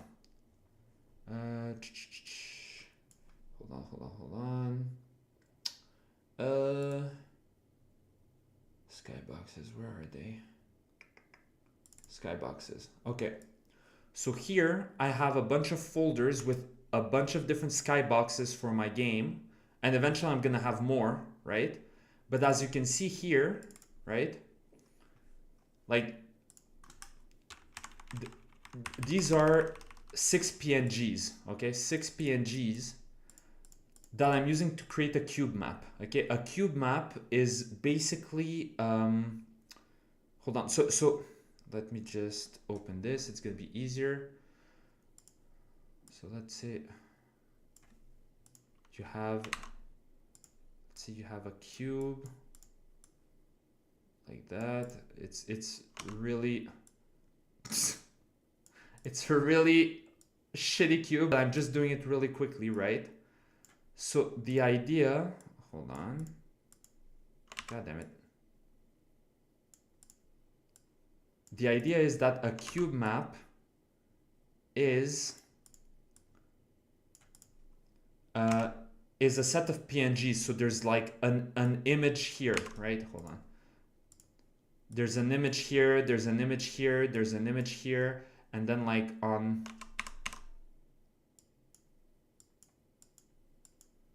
those lines here, right? So like there's an image here, here, here, here, right, that right here, etc. Right? So there's like 1, 2, 3, 4, 5, and 6. Does that make sense, right? It's a bit abstract, but yeah, basically it's 1, 2, 3, 4, 5, and then 6, right? Yeah, exactly. Yeah, the players are put in a crystal cube, right? And so what ChatGPT helped me do is I have my cube map, which is the skybox. That's also why it's called a skybox, because you have like all 6 PNGs that are like put together in the form of a cube, and everything that's happening in the game is inside the cube, right? And so ChatGPT, what it helped me do is create a script that can take all 6 of these pictures and transform them into a cube map, you know? So that's the type of stuff that me personally, because I'm self-taught, there's no way in hell I can figure out how to do this. I have the idea for it, right? But I don't know how to code it. So then I explained to ChatGPT, I'm like, hey, I have downloaded from the internet or whatever the fuck 6 PNGs. Like that's literally what I did. I asked it. I was like, I have these 6 PNGs that are typically used for a cube map, but I don't know how to create a cube map in Unity.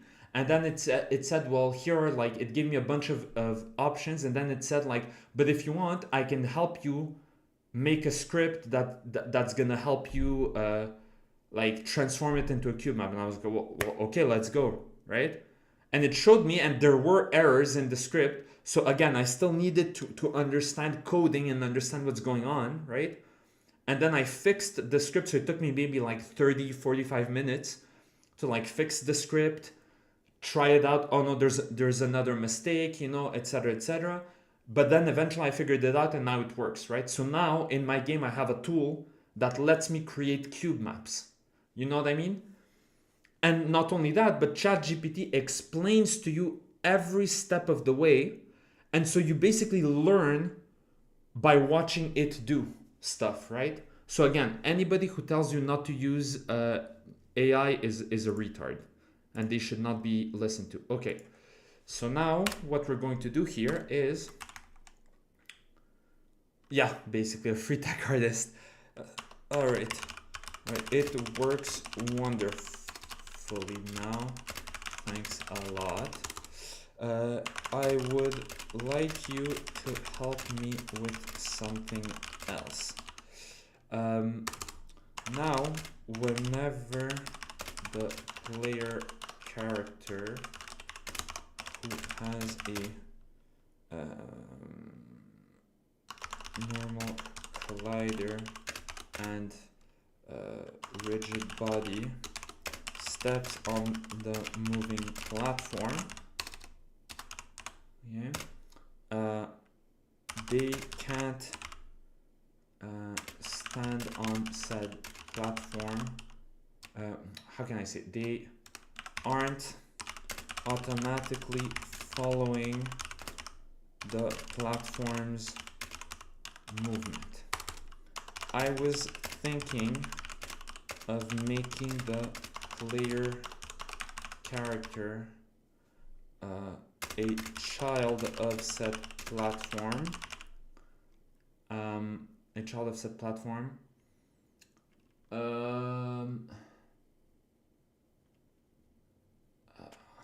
Only while the player is touching the platform. Is that a good idea, or do you have better suggestions? Let's say, right? Boom. There you go. Let the move fixed worked. Parenting the player to the platform, is it a good idea? Yes, making the player a child of the platform temporarily while standing on it is a common and valid solution. It's straightforward and keeps the player attached to the platform, so inherit its movement. However, there are some caveats and alternatives to be aware of. Pros of parenting: simple to implement, keeps the player in sync with the platform, works well for slow or moderately fast platforms. Cons of parenting: can cause issues if your player controller uses physics heavily, since changing parents mid-frame can sometimes break rigid body interactions or movement smoothing. Interesting. If the platform rotates, it will also rotate the player, sometimes undesirably. Jumping off a moving platform can lead to awkward velocity inheritance if you're not careful. Okay. Alternative: move player manually with the platform. Oh yeah, that could be interesting. Yeah. Instead of parenting, track the platform's delta movement per frame and apply that to the player while they're standing on it. For example, store the platform's position from the last frame, compute delta position equals current position minus last frame position. If the player is on the platform, apply that delta position to the player manually. This keeps physics and hierarchy clean. Your best option, if your player control is not using rigid body movement heavily, well, ours is because of the jump, right? Then parenting is perfectly fine. If you're using a physics-based controller, rigid body movement or velocity, then the delta movement tracking method is safer and avoids jank. Parenting example: yeah, make sure, blah, blah, blah. Would you like me to help you implement? If you're using physics, I am indeed using physics. So would you be kind enough to show me the delta movement version? Set parent null, set parent distransform. I think I'm interested in trying both of these, right? So like both this method and the next one, just to see the difference, right? But already this method is going to be a bit weird, because basically what it's going to do is that the moment the player presses spacebar, this is going to have to happen, right? But then the code becomes a little convoluted and stuff, right? Would you kindly nuke the third world or whatever? Jarvis, kill this orphanage. Destroy these migrants on the boat. Etc. etc. Okay, hold on. Each frame, the platform stores its current position. On the next frame, it calculates how much it moved. Delta position equals current position minus previous position. If the player is on the platform, it applies this delta to the player's rigid body using move position. Ooh. Okay. So platform manager, last position, delta movement. So let's see. All right. Hold on. I'm just gonna move this to my other monitor. So let's see. Last position. These are private. Last position. New position. Void start. It's going to be like this. Calculate delta each frame. Okay, yeah. Each physics frame. Right. Okay, so this is important. Void fixed update. So again, reminder that the fixed update happens only once after all 60 updates happened, right? Although is not made in Unity, they probably did something similar to the Croc remaster. Croc automatically hovered the platforms near its feet while jumping. Yeah, they probably did that, yeah. So delta movement, transform position. So this is the current position minus the last position. And then last position, we update it with this one. Okay, makes sense. And then what we're going to do is public Pt.3, get delta movement, return delta movement. Okay. So Pt.3, position, Pt.3, delta movement equals this. Okay. In your player character script,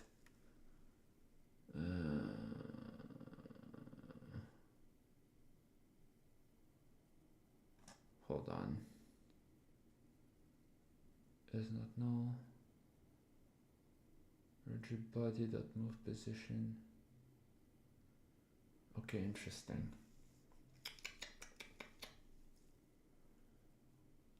Okay, so what it's telling me to do is to go, hold on, I'm gonna show you guys the code. So here it's telling me to go into the player character, like obviously this isn't my script, but basically to go into the player manager script and do these things here. Now obviously for us it's gonna be different, right? So again, this is why you need to understand what you're doing, right? You can't just copy paste whatever ChatGPT is giving you, because that's not how it works, right? Like basically it's just an assistant. It's a virtual assistant, right? So here we have when it collides with an enemy, right? So now we're going to add else if other dot compare tag is going to be platform. There you go. Platform. So also we're going to go up, and by the way, like if you look, our player manager script already has almost 500 lines of code, right? And like a lot of my scripts in my game, I think somewhere I have like several dozens of scripts. I don't even know, maybe even 50 scripts or something, right? And some of them have like thousands of lines of code. But this is because I'm making a strategy game, which is much more complicated than a simple platformer, but you know. So private platform manager, current platform script, we're gonna name it. We're going down here. So then current platform script equals other dot get component. Platform manager. Then we're doing this. All right.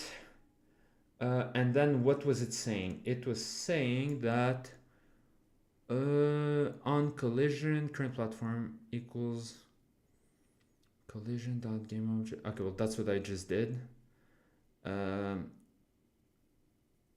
Okay, and this is, it's doing it with, see? So here it's using on collision enter, which we're using on trigger enter, right? So already there's a difference, right? Because basically these on collision enter, on collision exit, etc. is the same thing as here on trigger enter, except for normal collisions, right? For collisions between objects that only have a box collider that is not a trigger, right? But typically what I do is that I keep my collisions like these without any code associated to them, my physics collisions. And then all of the code that I'm personally using for, like, you know, changing the direction in which it's moving or whatever the fuck is going to be done using like trigger collisions. That's how I personally prefer doing it. You guys can do it however you want. But me personally, that's how I prefer doing it. Okay, so here what it was saying is in the fixed update. Okay, so if our current platform script is not null, apply the platform movement delta to, okay, that can work. So in the fixed update, so we're just gonna copy paste this here, in the, so okay, so this is late update. It's called every frame. Yeah. Okay, so late update, because there's also late update. There's a fixed update and then there's a late update. Okay, this function is called every fixed frame rate frame. Exactly. Oh fuck, hold on.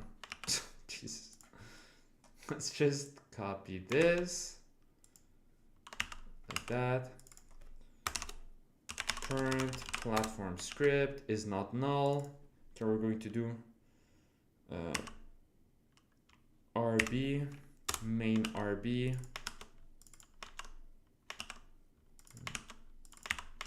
Okay, yeah, and oh, okay.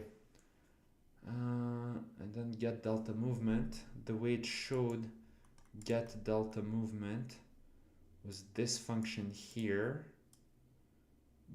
Oh, right. Okay, I get it. Oh, I get it. I understand why ChatGPT decided to do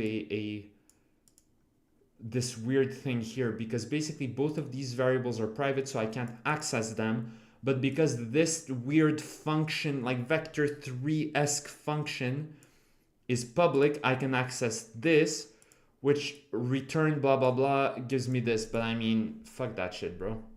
Like, this is so convoluted. Instead, what we're gonna do is wait, movement pattern. Oh fuck, I'm retarded. Okay, hold on. This, we're going to put it here like that. This we're going to delete. This here we're going to copy paste. Platform manager. There you go. There you go. Platform manager. There you go. Now we're going to erase all of this shit here. There you go. So now all of this, okay, perfect. So this is, again, this is the script that changes the movement pattern of enemies, of objects, or of whatever. And this is the actual platform script. Now these are private. I'm gonna change them to public, just because it really doesn't change anything. And we're gonna remove the underscore since they're now public. There you go. And so delta movement, player manager, oh whoops, dot delta movement. Okay, so that's if the current platform script is not null, this is going to happen, right? Etc, etc. Everything's good here, I think. Hold on, let me just check. Okay, on collision enter, we set it up. And on collision exit, we make it null. So what this means is, if we go down here, else if, because this is on trigger enter, if the thing we had the trigger collision with has the tag platform, then this is set to this, right?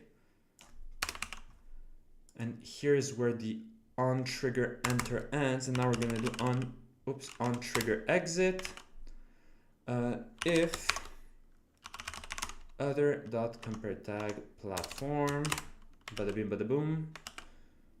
No, just like my 6. Hey, listen, man. I think a lot of us are in that same boat, bro. Don't worry about it. You're gonna bag a nice waifu one day. You just gotta stay focused. You know. All right. So basically, on trigger exit works the exact same way as on trigger enter, except this happens whenever two trigger colliders collide with one another, and this happens when the collision stops, right? So like when they're not touching anymore, basically. This happens on the one frame where they stop touching, right? So this isn't something that's happening every time they are not touching, but rather it happens on the frame where they stop being in collision with one another, right? And now here all we're going to do is current platform script equals null. So that way we've reset it, right? So basically whenever the player collides with a platform, we set this up, right? And then here in the fixed update, it says as long as this isn't null, so is not null, like this means is not. Okay, because you remember, like here it's if move downward equals true, right?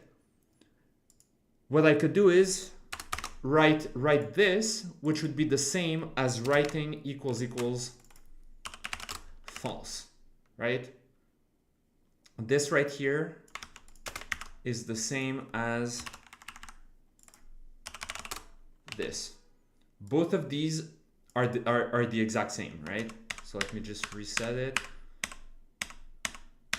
There you go. There you go. So yeah, so basically the moment this is not null, right? And the reason why you'd want to use this is because if you're doing an if statement with a boolean, then you can just say, is it equal to true or is it equal to false, right? But if you're doing something like this variable here is not a boolean variable, right? This variable here is a script variable. It's of type platform manager script, basically, right? So it can't be true or false, right? So instead, what you do is it equal, like, is it equal to null, which means is it null? Does it have no value? Or does it not have a value? That's what this means.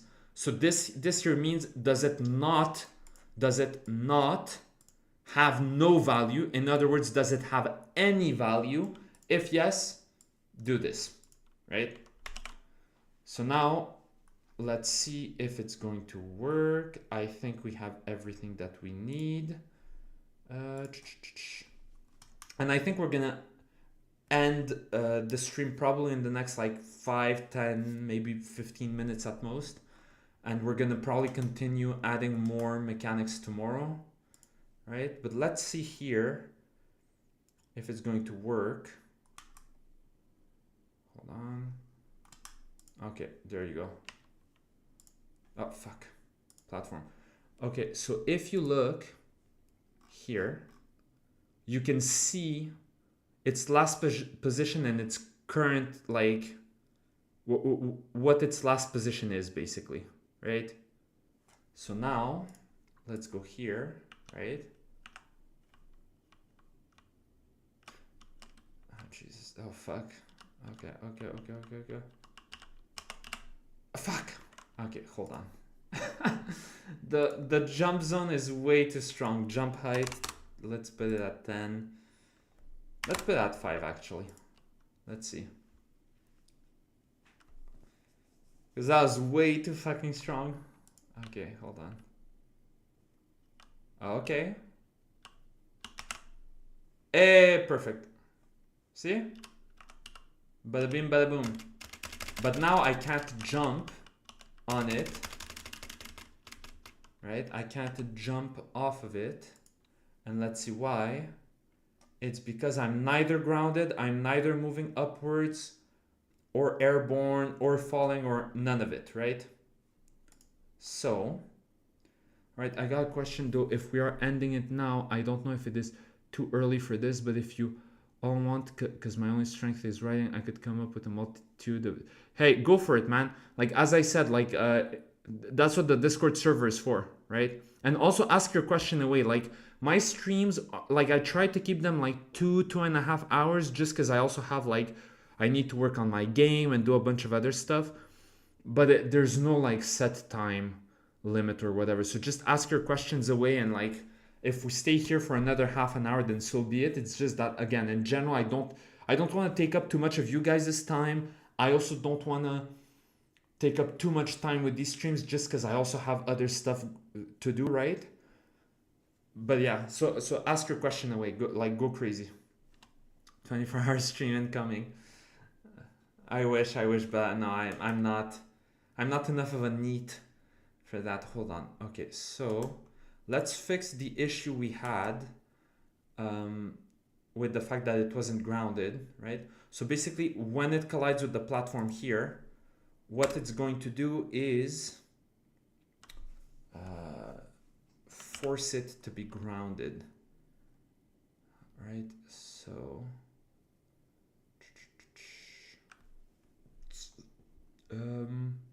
rotation manager, vertical movement. So is airborne false, is moving upwards false, is falling false, and is grounded equals true. So that's what we're gonna do. Say is airborne equals false, is moving upwards equals false, is falling equals false, and is grounded equals true. So let's see. I don't think this is actually gonna work, but who knows. And come up with ideas for the story and something that I could bounce back and co-create with. Well, yeah, sure. Hold on. All right, so now let's go with this. All right.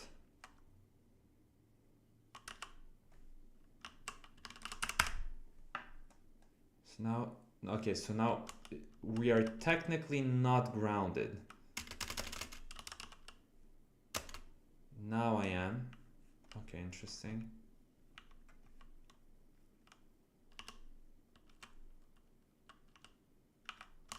Move right. Yeah. So I'm not sure exactly how. Like, this is probably the type of bug that I think I'll focus on, like, fixing for tomorrow, stuff like that, right? But we'll see, we'll see. Because it's not letting me jump. All right, hold on. Let's do a few changes just for fun. Let's bring this one up to 10. Let's bring this one up to 7.5. Let's bring this one down also to 7.5. Or actually, no, this one is going to be at, this one's going to be at 5. These two are going to be at 7.5. And this one here is going to be at 10. Right, there you go. Also, you did say that this was a mech platform, right? Well, yeah, that's just the general idea I had for it. Like, maybe like we're playing some kind of mech or whatever, that could explain why, like, the torso is completely rotating away from the what's it called? the hips and the legs and stuff, right? Oh fuck! Hold on. Hold on. Let's put this one up here like that. Okay, perfect. Okay, so now it should be moving.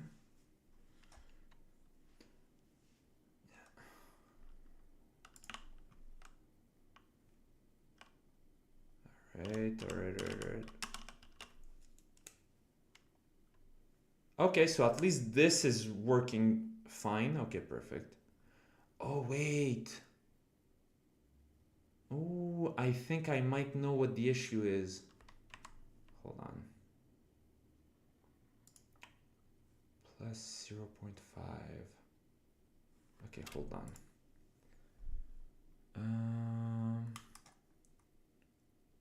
Hold on. Okay, because what's happening? Okay. Let's go. Where is my fixed update? Okay, so what's happening is as long as we are colliding with a platform, that means that this script, this variable is not null, which means that this happens where our the position of the rigid body is being updated based on the delta movement, right? Now the thing is that this is the delta movement based on the position of the platform itself, but the player is on top of the platform, right? Which means that what I'm going to do is I'm going to add a new variable here. So this is going to be platform delta movement, right? And then public vector3 player delta movement, right? So last position v3, v3. So see, this is once again, this is an example of ChatGPT didn't fully think things through. You know what I mean? So here we go. And now here, what it's gonna be is, it's going to be player delta movement v3 equals new vector 3 platform delta movement 3 dot x platform delta movement 3 dot y plus 0.5 f, and then there you go. Okay, so now what this means is that here we update the delta movement vector 3 of the platform, and immediately afterwards we update the player delta movement 3, which is the exact same as the delta movement of the platform, except we increase the position on the y-axis by 0.3 or 0.5, whatever, which is it's the scale here. If you look at the scale, it's the scale of the platform itself. And now let's look at the player. His scale is 1, right? But how big is, okay, radius 0.5, 0.5. So let's say 1. So let's increase it by 1. I think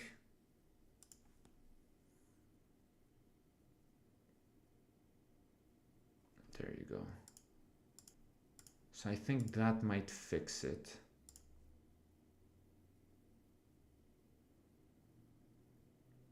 All right.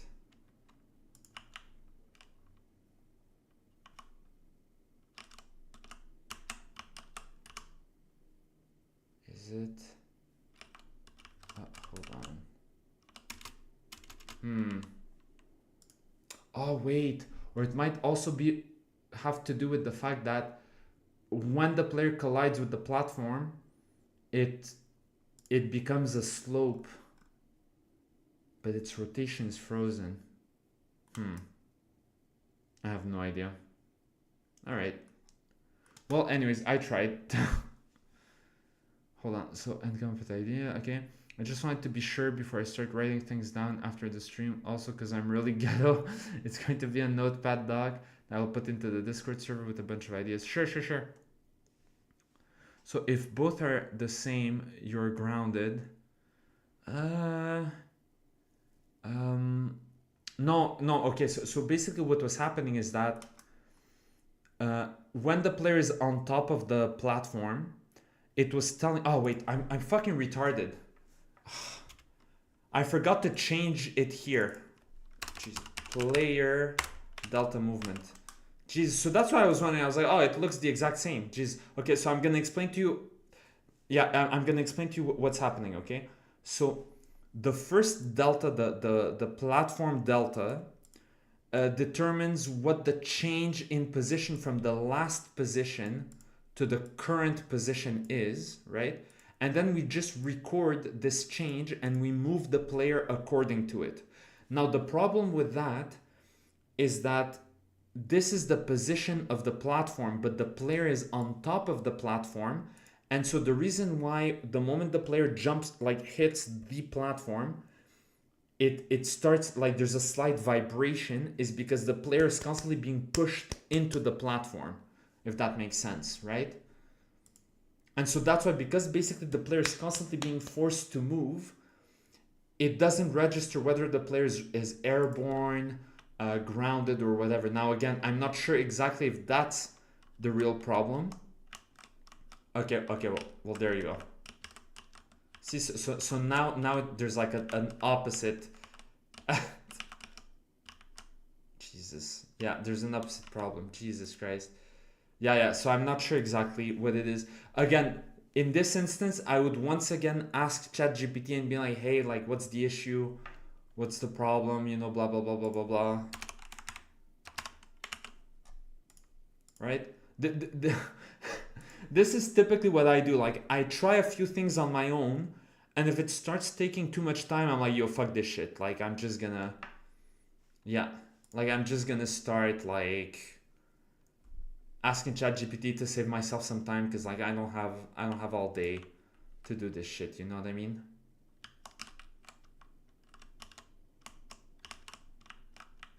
Interesting.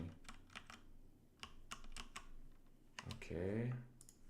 But then if I just do this like that, player delta platform, player delta movement. Okay. Pitchford Proud. Yeah. Alright. Okay, like, see the platform here is like, it's weird. It's like...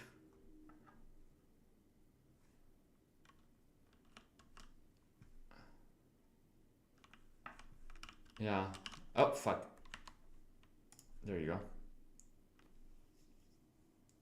There's a series of extensions for Visual Studio called JetBrains that enhances IntelliSense's awareness. It helps with catching silly mistakes. Yeah,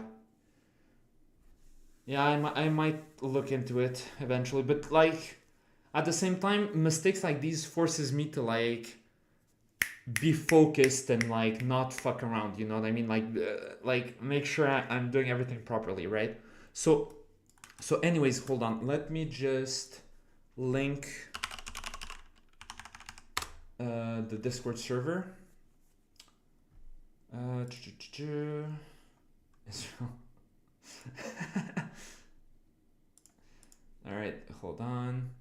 Let me just link the Discord server here for those who don't know. Like, look into the stream chat in the live replays. That's where I've linked the Discord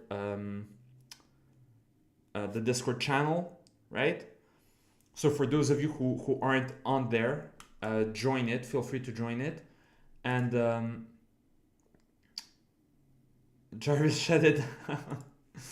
And yeah, and like basically I'm probably gonna end the stream soon, like in a minute or two or whatever. So the idea for tomorrow would be obviously to fix this bug, even though it's not critical or anything. And Actually, like again, this could easily be fixed. I can just create like, and again, this is a ghetto fix, but I know it would work, right? Like I can just, let's say public bool can platform jump, right, equals false, and then if is grounded equals true, and then here all we do is just add this, or can platform jump equals true, right? Here's an example of the fix, and then all we do is say when it collides, just do can platform jump equals true, and then when it leaves here, just do the same thing but the opposite, so is false. Bada bing bada boom. Not touched Discord in ages. Yeah, well, honestly, like it's not like much is happening on the Discord server, and the point of the Discord server is not to be one of those like, I don't want to sound mean, but like not one of those cringe places where like people are just having endless conversations and it always devolves into political arguments or whatever the fuck bullshit. It's more so just a place to like discuss ideas and specifically talk about like the next streams or the next projects or whatever. Yeah, dude, it's super serious. It's so serious. Yeah, what Zeno said, it's better to touch Discord than to be touched by Discord. Are going to stream on the random channel today or tomorrow? I'm not sure. Maybe, but frankly, probably not. Just because I still have, basically, I have two big mechanics left to code for my game, and it's taking me a lot of time to code them, and I want to get done with those so that I can start like really putting everything together. I can start testing the game on my own. Eventually start putting in the visuals and everything like that, right? And so that's why like I'm probably not gonna be streaming on my personal channel, but I might. No promises or anything. So let's just see. And also you can see like my stream is a bit chaotic. Hold on. See, so now I can jump. Well, there you go. See, that's how I fixed it really easily. I just added a new thing. Now you can jump off of it. There you go. There you go. Problem fixed.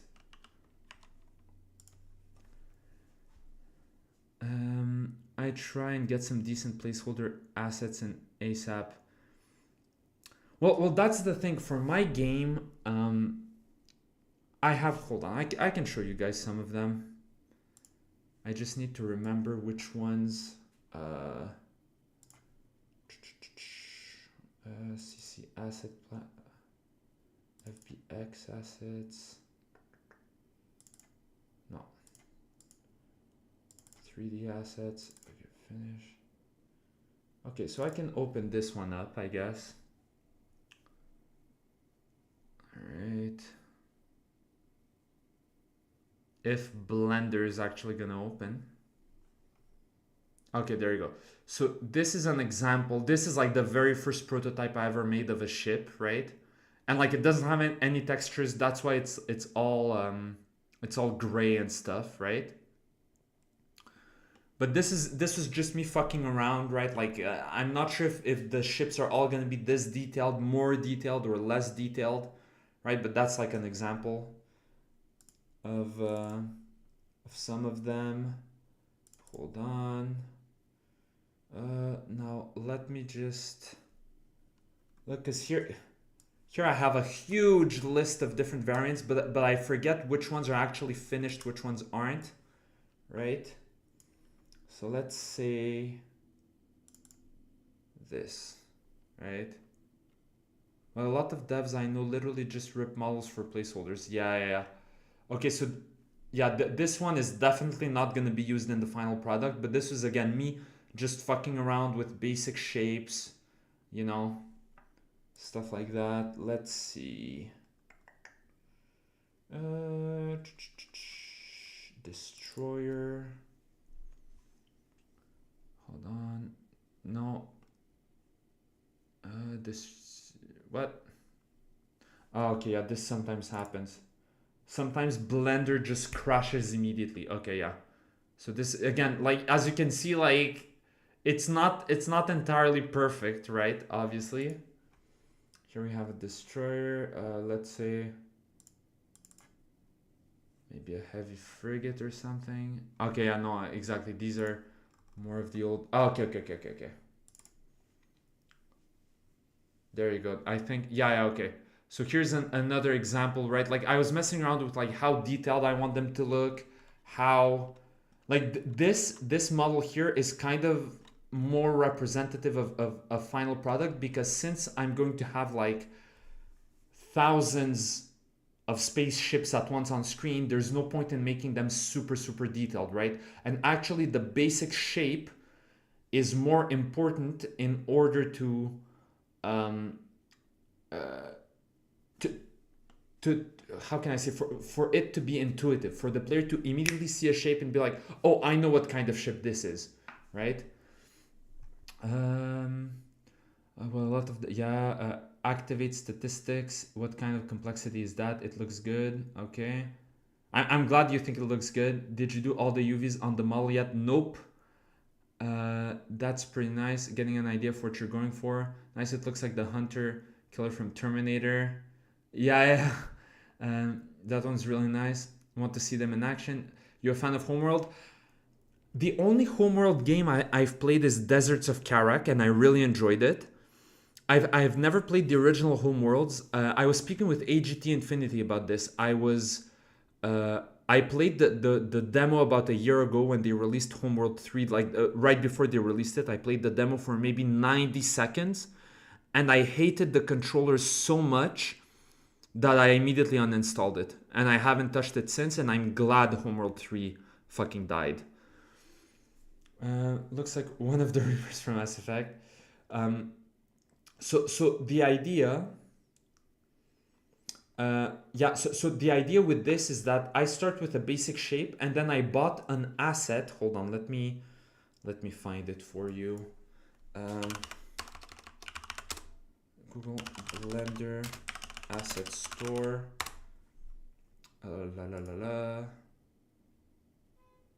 Blender market. Oh, wait, no. Formerly Blender. What? They renamed it? Formerly Blender Market. Okay. Jesus. Yeah, so here you can buy a bunch of different tools, like this nebula generator, which by the way is not what I'm using for my for my skybox. I'm using something else. And hold on. Yeah, so let's see surfacing. Let's click surfacing. I'm looking for something that's gonna make surface, right? I click on the ice thing. Yeah, real environments, whatever, right? So here you can buy a bunch of stuff that's really useful, right? The thing I specifically bought to do all the details on my models is, oh my god, random flow, I think is what, yeah, this. So I went over this guy's channel, the Blender Guppy, and I bought, I think, well, I bought pretty much everything, if I remember correctly. Well, not literally everything, but like, I think he had the... I know I bought Creative Flow and Random Flow, but they're kind of like 2-in-1. Yeah, I bought the Creative Bundle, yeah.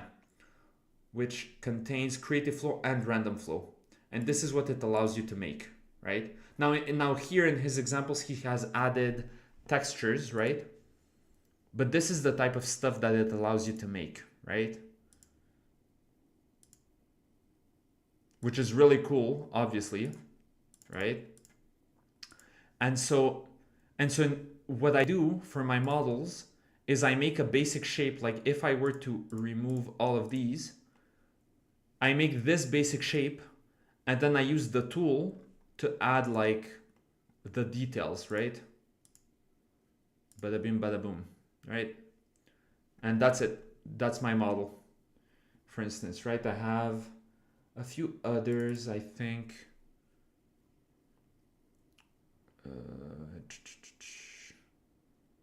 Yeah, like this. This one was inspired a little bit by the, hold on, Because again, like I was just practicing here, but basically, Covenant Cruiser. Yeah, it was inspired by these cruisers here, right? Like, yeah. Again, it's just me like fucking around trying to discover something to see how it works or whatever. I've not tried 3. I like the ships here. Got a very cargo-based designs. Yeah. Went into our peak. You didn't tell me that was the reason. Yeah, I've got a bunch of stuff from here. The controls are actually really good when you get tuned to them. Okay, yeah, no, like the reason why I disliked Homeworld 3 was the controls, and also just in general, it's like I'm kind of fed up with what's it called, with your typical strategy games that how can I say, hold on, this here's a destroyer. Yeah, this is a destroyer. Okay, and this is a heavy destroyer. Yeah, there you go. So like this here would be like a heavy destroyer, and then this here would be like a normal destroyer, right? Like that. Maybe a heavy destroyer, whatever, right? And yeah, and basically for me, hold on. I think I spoke about this in one of my previous streams. It's like StarCraft 2 Pro gameplay POV. Hold on. Like, look at this. He has to manually control every single unit to select this, to send this, to then control these guys, to then move these guys, etc. Like, fuck that, bro. I'm not playing. I'm personally, as a player who has played strategy games my whole life, like growing up, I think the first video game I ever played was StarCraft 1 when I was like 6 years old or some shit. I'm tired. Like, this is exhausting for me, right? Like, I have absolutely no interest in playing a game that's like this, right? Homeworld 3 gameplay POV, right? So let me yeah, exactly. Beating Homeworld 3 by horribly min-maxing everything. It's like, yo, fuck that shit, bro. Right? And the problem, in my opinion, with a lot of strategy games nowadays is that they appeal to this type of player that's like fucking, that has ADHD and has to micromanage everything and blah blah blah, but like that's not the fantasy. Because again, remember what I said, right?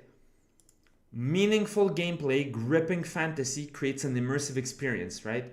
The fucking video I just showed you of the guy playing StarCraft 2 is not meaningful. Like, it's not a meaningful experience, right? Like, I'm sorry, but it just isn't, right?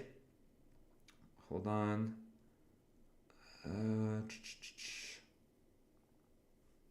Numbers game. Okay.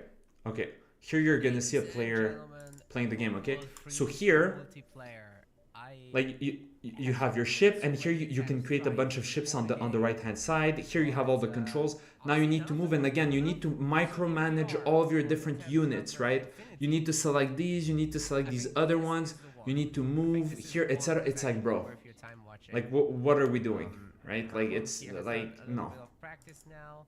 This is exhausting.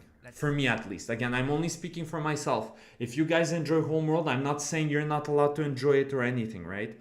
But it's just, for me, I'm at the point where I'm like exhausted from this type of gameplay. You know what I mean? Yeah, the Bugman experience, exactly. Homeworld can be played this way, but it has controls for automation. Yeah, I know, but it's like, I'm a bit of an elitist, and for me, that's not good enough. I'm sorry. Homeworld 1 and 2, you could just watch most of the fights. It was mostly... Well, okay, but that's the point, Danford. That's the point. It's like, that's kind of what I'm trying to create with my game. Which, again, right now, I can only describe it because I'm still coding, because once I'm done coding, I'm gonna start implementing the visuals, right? But once I start properly implementing the visuals and everything, I'm gonna be able to show you guys like snippets of gameplay, and I'm probably also gonna start making streams where I'm like actually building the whole game together, and maybe also making 3D models and stuff. That way, like I'm gonna, like, you guys are gonna be able to give me live input into like, oh well, you know, like I don't really like the look of that ship, or like, oh yeah, that's cool, maybe you can add this or that, or make a ship that looks a certain way or whatever, right? So that's also kind of the purpose of the Discord. It's to allow you guys to also contribute to the game I'm making right now, right? And what was I saying? Yeah. And so I know right now it's very nebulous what I'm describing, but the ideas. Got any concepts for the kind of designs you're looking for? Okay. So first I'm gonna finish reading all the other comments, and then I'm gonna answer to that question. So in fact, most strategy games can be microed. It's the pros that deteriorate the games this way. Yeah. The Horizon Zero Dawn model was low-key kind of hot, like someone else. Being occupied is not the same as having fun. Yes, that's exactly it, Red Herring. That's exactly it. Total homeworld. You would love annihilate the spans, then you only manage your base and give initial parameters. Well, okay, so perfect. So the comment AGT Infinity just said, and the other comment of Danford, I'm gonna answer both of your comments together because they go hand in hand. Okay, so as I just showed, we have a game like StarCraft 2, which is very micro intensive and everything, right? But then you have other games like, well, let's say Annihilate the Spans. Annihilate the Spans, which I haven't, me personally, I haven't played, right? And I haven't even looked at anybody necessarily playing it specifically. But let's look at it, right? So like here you have like hundreds, if not thousands of ships, right? Or whatever. And let's look at some of the gameplay, right? Or something like that. They're not like a sentient ally at all. They mostly just attack. Okay, so here he's building his base. Okay, yeah. So here he's placing his buildings, and the game technically takes place. The way my game is going to work is basically, and I think I've shown this in a previous stream already, but I don't remember which stream, because at this point I've had so many streams, it's a bit crazy, but. Oops. Okay. Yeah, there you go. So this scene right here, I saw this movie when it premiered. I was like 9 years old or something. I was 8 or 9 years old. Okay. And basically, when I saw this scene in the movie theaters, I was like, I want this as a video game. And I'm gonna be 29 in October, so it's been almost 20 years that I've wanted a game like this to exist, but it hasn't. So at this point, a couple of years ago, I was like, you know what, fuck it, I'm gonna make that game, since no one else wants to make that game, right? So basically, the scene you're about to see, that's what the gameplay is. I'm trying to make it look as much as this scene right here, right? So here you have like let's say a somewhat large ship. Then you have the two little fighter ships like flying, right?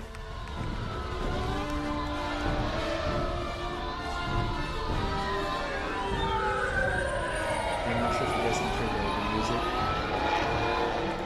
There you go. Yeah, and now here you have all the ships like shooting at each other, you know, etc., etc. Right? I might have to mute it just to not get copyrighted or whatever. But yeah, but basically, like, you know, like, and it's 3D, right? Like, this is 3D. Like, the camera is flying around the ships. They're all shooting at each other, you know, etc., etc., right? You have, like, these big ships here in the background. You have other ships here. And then, hold on.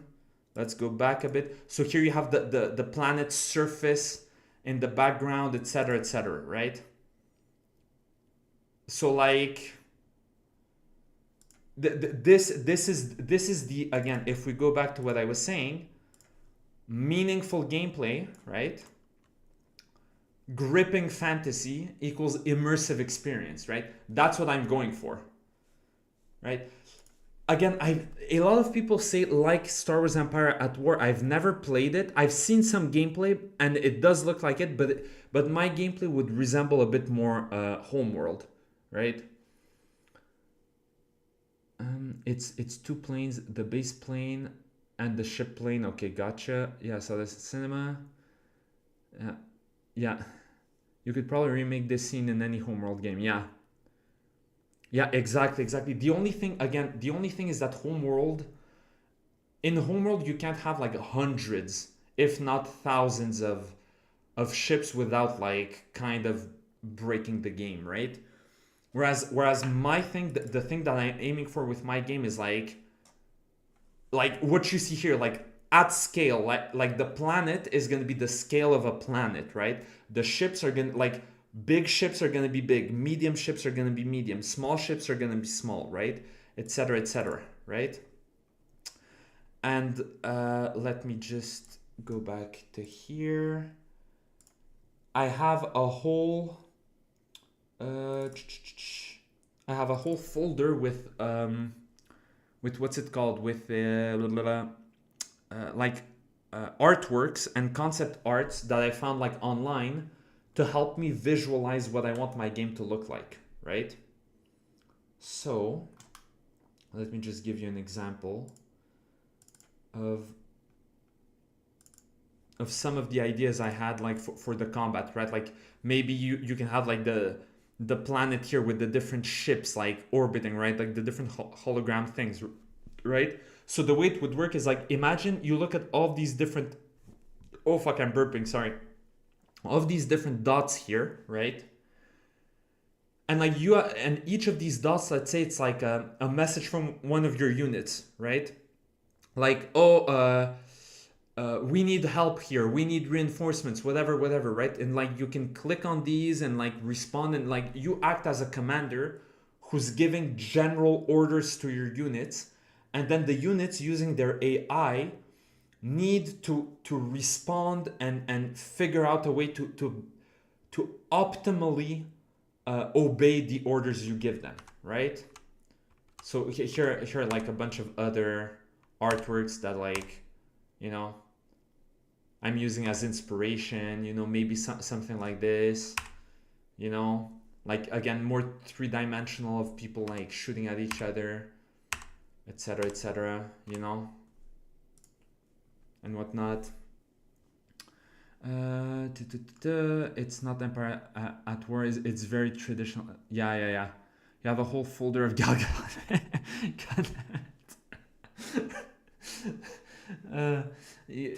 I'm not gonna I will not confirm nor deny any such allegations. You know the answers, you know, you're the Jesus. Yeah, and I also have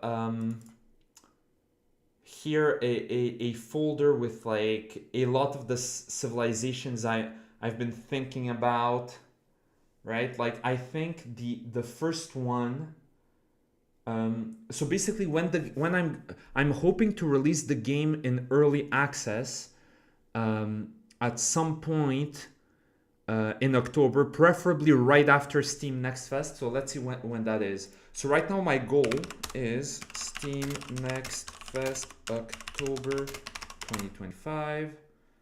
Oh my god. Official dates for the first half. Announcing the official Steam sales and fest dates for the second half. Steam Next Fest, not June, you N-word. No. October 2025. Okay.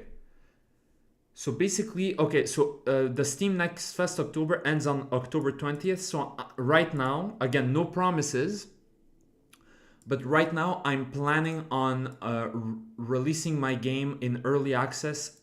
Probably I'm gonna aim for October 21st, right? That's my plan. Again, no promises, because you never know. Shit might happen, right? Hopefully nothing bad happens and I can meet my deadline and I can do it, right? And so the idea is initially I'm going to release the game in early access, right? And it's only going to have one playable civilization. And the way that my game works, okay, is that, let's say here, it's that you have different civilizations. So civilizations, right? Civilization 0, 1, 2, 3, etc. Right? There you go. No, there you go. And then you have, well, actually, hold on. Then what you have, oh my god, I can't make straight lines and it's bothering me because I'm a spurg. And then here you're going to have like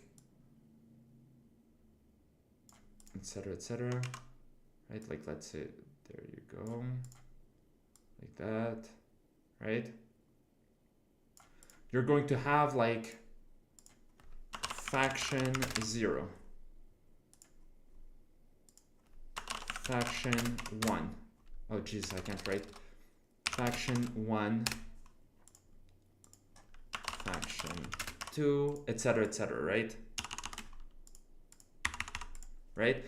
And so in my game, each civilization is going to have its own mechanics, and then each faction is going to have a variant based on those mechanics, right? And so the idea is that you play as a specific faction. So a good real world example would be like Google Maps. Google Maps would be, hold on, let's do it like that. Okay. Would be like, okay, you have the United States and like China and Russia, right? Which are all part of the same human civilization, meaning that they have the same level of technology, they're generally populated by the same species, etc, right? But the thing is, they are different factions because they have like different cultures, different political systems, different ideologies, like etc, right? If you're on the map, do the India. Oh, Jesus. You're going to have greatly simplified simulation to pull this off. So you want to spiritual do homeworld at a large scale. Yeah, exactly. Have you ever tried Battlefleet Gothic? I haven't, but I've seen gameplay of it, and once again, it's a little too micro management oriented for my tastes, right? What I'm looking for is a lot of ships, but more basic controls, whereas Battlefleet Gothic is kind of the opposite of the game I'm going for. It's fewer ships, but much more specific controls and precise gameplay and more micromanagement, whereas for me it's macro management that I'm going for. Hopefully no Mossad agency shut it down rather than throw you. Yeah, bro, I hope so. A good example of ultra large scale RTS is Distant Worlds, preferably 1. It's very limited graphically, but goes crazy. Message retracted. Uh-oh. Xeno got hit by Mossad. But goes crazy with the scale. It has a categorical automation. Well, yeah, exactly. Like, again, like, the way I'm describing my game is very abstract and it's a bit difficult to visualize, but hopefully sometime in June or July, I'm going to have progressed enough to be able to showcase actual gameplay for you guys to like properly visualize what I'm trying to describe here, right? You don't even have to play at all. If you don't want to. Exactly. And this is another thing that I'm going to try to have in my game. It's going to be like, if you want, you can just put the AI one against the other and just watch them fight, right? So if there's already a 2 cancellation confirmed, does that mean there will be one faction that no, so exactly. So hold on, let me show you I think I've shown this in another stream briefly, right? Drive. I think that's the one. Yes. Civs and factions, okay? So here I have different civs and stuff like that, right? And by the way, these are very old. Like this is an old design. Like they don't have necessarily traits like these anymore and whatever, right? But basically, the initial civilization that people are going to be able to play as are going to be the interstellar nations of Solmare, which this is the name of the civilization. What this means is that all of these different factions, and I'm probably going to end up adding more and more over time, not just these ones that you have here, are just variants on the main, on like the civilization itself, right? And so, for instance, the Tucan Cabal is one of those factions, and they're going to have their own little gimmicks and stuff like that, right? Etc., right? So if I click here, this is generally some of the way they're going to look, right? This is generally, like, again, these are artworks, but this is kind of an idea of what the Solmare units are going to look like, right? Like maybe probably not as detailed as these artworks, and again, these are just artworks I found online from an artist on DeviantArt, I think, right? But it gives you a good idea of like how they're going to work, right? Like how they're going to look and whatever, right? Stuff like that, right? Etc. Yeah, and this might be like some kind of gateway that helps FTL travel, whatever, right?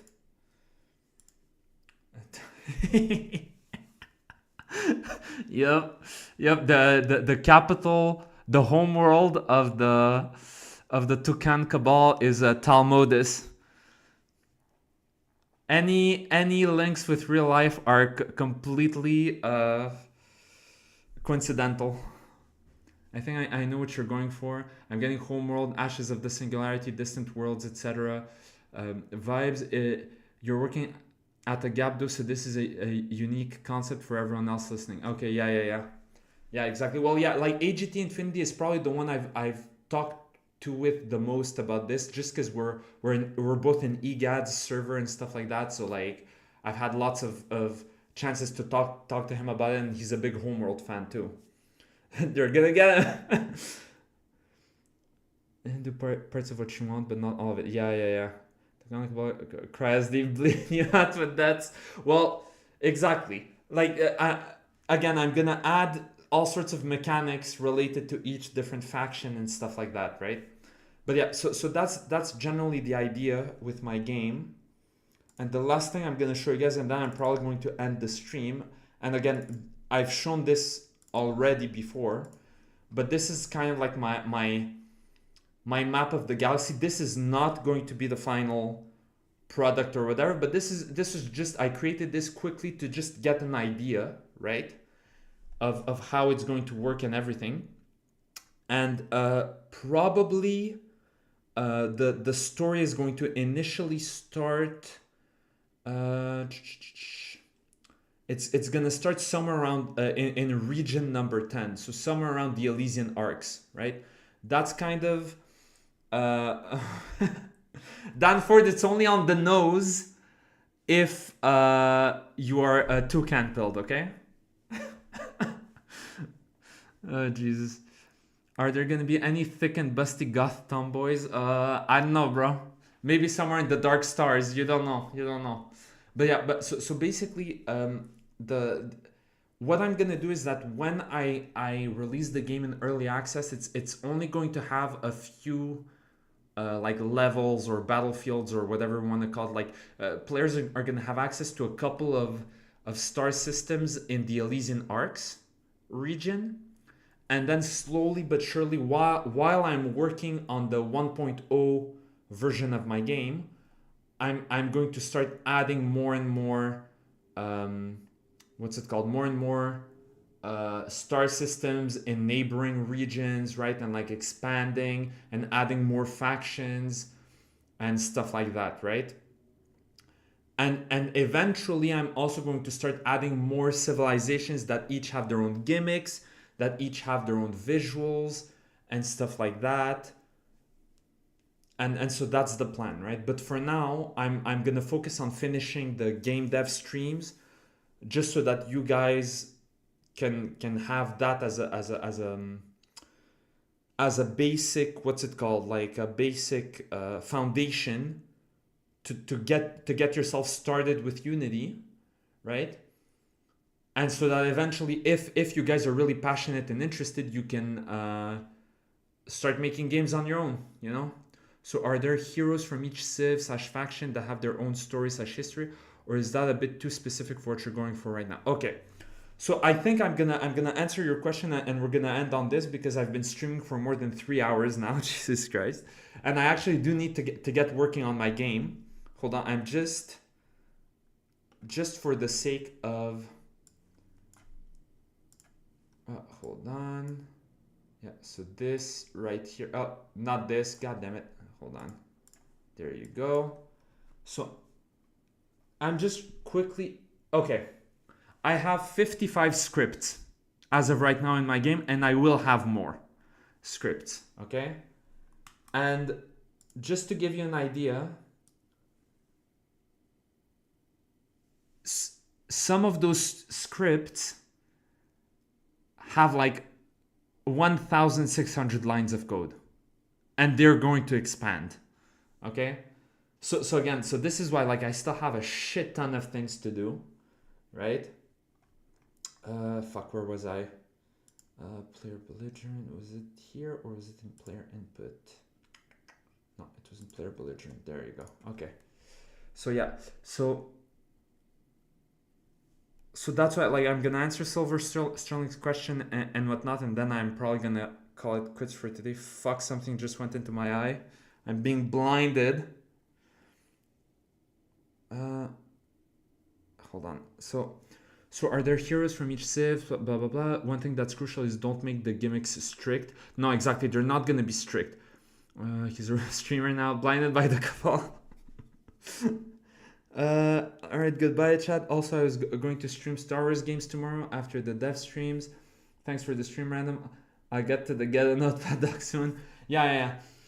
But don't worry, like I'm gonna answer Silver Sterling's question, and then I'm probably gonna end the stream. Fruit fly suicide. Another fruit fly has hit the eye, Mr. President. So basically, I'm making 2 games at the same time. Well, not at the same time, but one after the other. So the game I'm going to release in early access is technically speaking going to be a full game. It's not gonna have all the features I'm hoping to add by the 1.0 launch, right?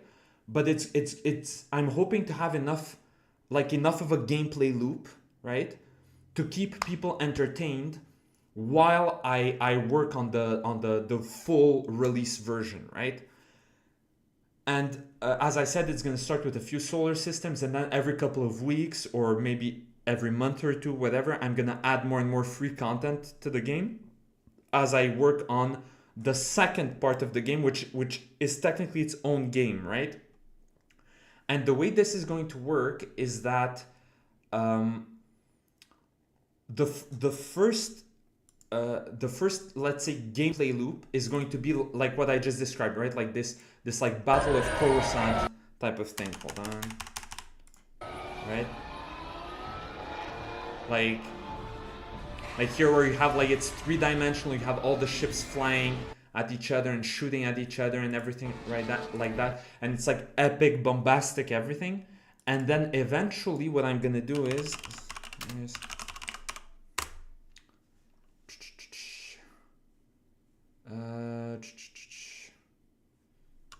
sure. So Galactic genocide their own like 50 so it's going to look a bit more like this. It's not exactly going to look like this, but it's the idea here is that it's going to be more about macro management, intergalactic politics, diplomacy, spying on your enemies, doing trade deals, doing military alliances, like as I said, like spying on your enemies, etc., right? But this second part here is going to take me way more time, and it's not the, how can I say, like it's not the catch of the game, right? Because when you make a game, so let's just go on Steam right now, right? Let's go on Steam to show you guys what I mean. Okay, welcome to Steam. That's how the rebels took down the executor, man. You're going to you're going to Stellaris house. Oh god, his game's going to... No. That's the point. I'm going to do the opposite of Stellaris, right? So let's say here we're in the store. And let's... Home. Oh, fuck. I guess I never disconnected. Whatever. Hold on. Okay, top sellers. Where are the categories? The fuck, bro? Discovery queue. No, like how can I... What? Recently viewed... browse categories. New sellers, upcoming... Oh, genre. Okay, that's what I was looking for. So let's say... whatever genre, like... well, indie. Okay, let's go indie. Okay. So... Okay, Hero's Adventure. This looks like slop. Let's click, let's open it up. Yeah, this looks mid, right? It doesn't look necessarily bad, but it doesn't look promising. I'm not getting good vibes from this, right? Okay, what the car? Okay, let's click on this, right? Okay, this already looks a bit better. The animations look good. Right? All right. Okay, so see this really doesn't look that bad, right? Because the art style is good. It fits with everything. The animations were good. The visuals were good. I'm not exactly sure what the gameplay is, not gonna lie, but it has my attention, right? It looks interesting, right? Let's see. Okay, Conquest Dark. So this game here is one that I already know of, right? But immediately here we're looking at the first picture we look at, and we're like, oh shit, this actually looks really cool. Let's click on it. Okay, interesting, right? And then here we look at the pictures. Okay, looks interesting, right? Here you have people with their dongers and shit, right? And then like I know the gameplay of this. This is kind of like a roguelike where like you can get crazy builds and everything. And so this game is actually really fun. And it released a couple days ago too, right? Take a peek at Distant Worlds, might show what you're looking for. All right, so Distant Worlds, 1 or 2? I'm gonna click on 2. Okay, so here's another example, right? So here I'm like, okay, you have all the menus, the UI is like fucking crazy and stuff, like holy shit, there's so much shit. Me personally, and again, I am a fan of strategy games. Me personally, when I see this, I'm like, okay, I'm 50-50 on this. The UI is not the best, but it's not the worst, but there is a lot of stuff, so that's a bit overwhelming to begin with. And that's the first thing that they're showing, right? So I'm like, ugh, okay. Then this, I'm like, okay, more UI. Okay, cool. Okay, so now we're starting to see more visuals and stuff. Okay, now this is a bit more interesting, but again, lots of UI, and it's always like a different type of UI, right? So this, me personally, this is starting to become a negative, a red flag, because I'm tired of all of these UI and shit. Like, I'm not here to do my accounting. You know what I mean? So now here, okay, the visuals are a bit better here. They're looking a bit better. But again, still a shit ton of UI. Okay, more and more UI. It's just UI. Okay, so basically this game is just UI, basically. Okay, and here more ship making and even more UI. Like, what is this? You know what I mean? And I'm not saying this to shit on this game, right? Or whatever, but I'm just saying, me personally, I don't think I would be interested in buying this game, especially since it's $65. I'm not paying $65 to look at. Yeah, peak that gaming, bro. Like, I'm sorry, I'm not paying $65. Half of it is just info. It's not what you need. It's bad advert. Well, okay, but that's my point, AGT Infinity. Because I think long ago I saw a bit of gameplay about this game. And I know that there's much more to it, right? But if I'm someone who knows nothing about this and I only look at this, I'm like, well, all I see is UI, right? So let's see maybe this. Right? Let's look at the trailer. Okay, so this is completely different from the fucking screenshots. Like, is this gameplay? Or is this a pre-rendered footage? Galaxy had changed. If the dangers that hunted our ancestors still lurked in its far shadows. Okay. But we have their trust. We could find Harch for the outer. Yeah, okay, so this is just the trailer. Okay, so what's the gameplay? Brand new 64-bit engine, 3D graphics, and a polished interface. Okay. Distant Worlds 2 is a vast, pausable, and tens of thousands explore star systems and discover evidence of civilization in your empire. Yeah, so that this you is can very similar focus to on the Stellaris, areas that you basically, enjoy yeah. most. Right? So, OpenXL, it's time to game. I was wrong. Sins 2 might work better. Well, yeah, okay. So Sins of the Solar Empire 2 is a good example as well. So let's go. Sins of the Solar Empire 2, right? Yeah. So see now already this is very different. The first thing we see is, oh shit, cool spaceships shooting at each other. Okay, now that's interesting, right? Okay, more ships battling. Okay, interesting. But now it's the opposite. There's no UI. So I know for a fact that this is not what the end product is going to look like, right? Okay, now this is more accurate. Now here I see the UI, I see the 3D models, etc., right? Again, more ships fighting, more of this, etc. So it's just ships fighting, basically. Okay.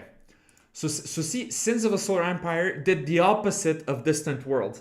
They're only showing the combat, but they're not showing all of the gameplay and the UI and the macro and everything, which I know Sins of Solar Empire 2, and I know that that's present, right? So here we saw two great examples of two games that are showing you parts of their gameplay, but not all of it, right? I don't know. I think it needs more UI. How it is, yeah. Blah, blah, blah. You see that star? You can... You see that UI? It's the game. This game had so many good mods. I didn't get what you want. Distant Worlds is the opposite of what you want. Well, no. Don't worry about the AGT Infinity. Again, like everything that I'm saying is very difficult to visualize. And even my friends in real life, to whom I've been describing the game for like half a decade now, even they don't properly visualize the type of game that I'm trying to make. And so again, like I'm kind of describing it to you, but once you guys see it in action, you're gonna realize what I'm going for. So again, to once again answer Silver Sterling's question, because I went on a huge tangent, basically, the way my game is going to work is that, as I said, you incarnate as you pick a civilization, but specifically a faction inside of said civilization, right? And then in said civilization, right, you're going to pick, you're going to have control over every single leader inside of said civilization, right? So basically, right, let's say it like that, etc., etc. Basically, the way it's going to work is that, let's say you have leader 0, leader 1, leader, leader 2, right, etc., etc. Like that, basically, right? And the thing is, so hold on. So you only pick one. So let's say in this case, in this case we picked this, right? We picked civilization 0, faction 0, but then we have access to every single leader, right? And then each leader is going to have traits, right? Like what's it called? Like diplomat, like general, whatever the fuck, right? Etc., etc., right? They're going to have different traits, right?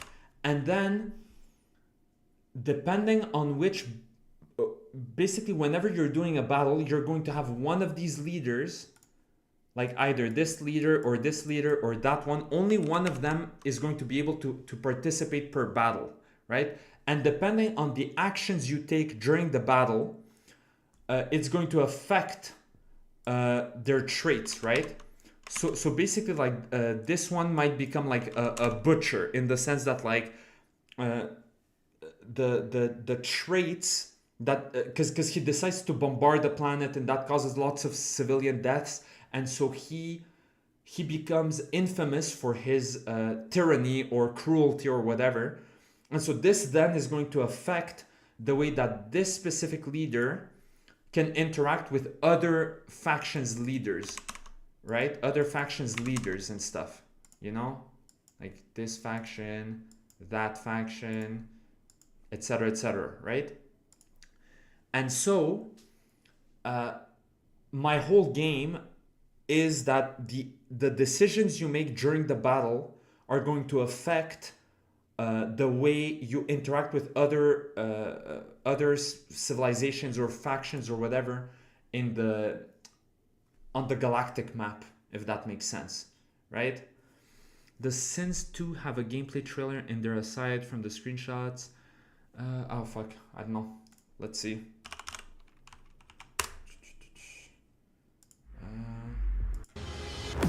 No, that's like CGI. That's kind of in-game, but there's no UI. Yeah, no. Not exactly. So yeah, so basically all of this to say that that's kind of the game I'm making on, I'm working on, and I'm trying to design. And it's going to take me years for the game to get to where I want it to get. So initially, with the early access, I'm only going to work on the combat system. Once I'm done with that, I'm going to work with on the galactic map system. And once I'm done with that, and the game is ready for the 1.0 release, then I'm going to start adding DLCs to the game. But the DLCs are never going to be critical, right? So just to give you an example, since we're here, Stellaris.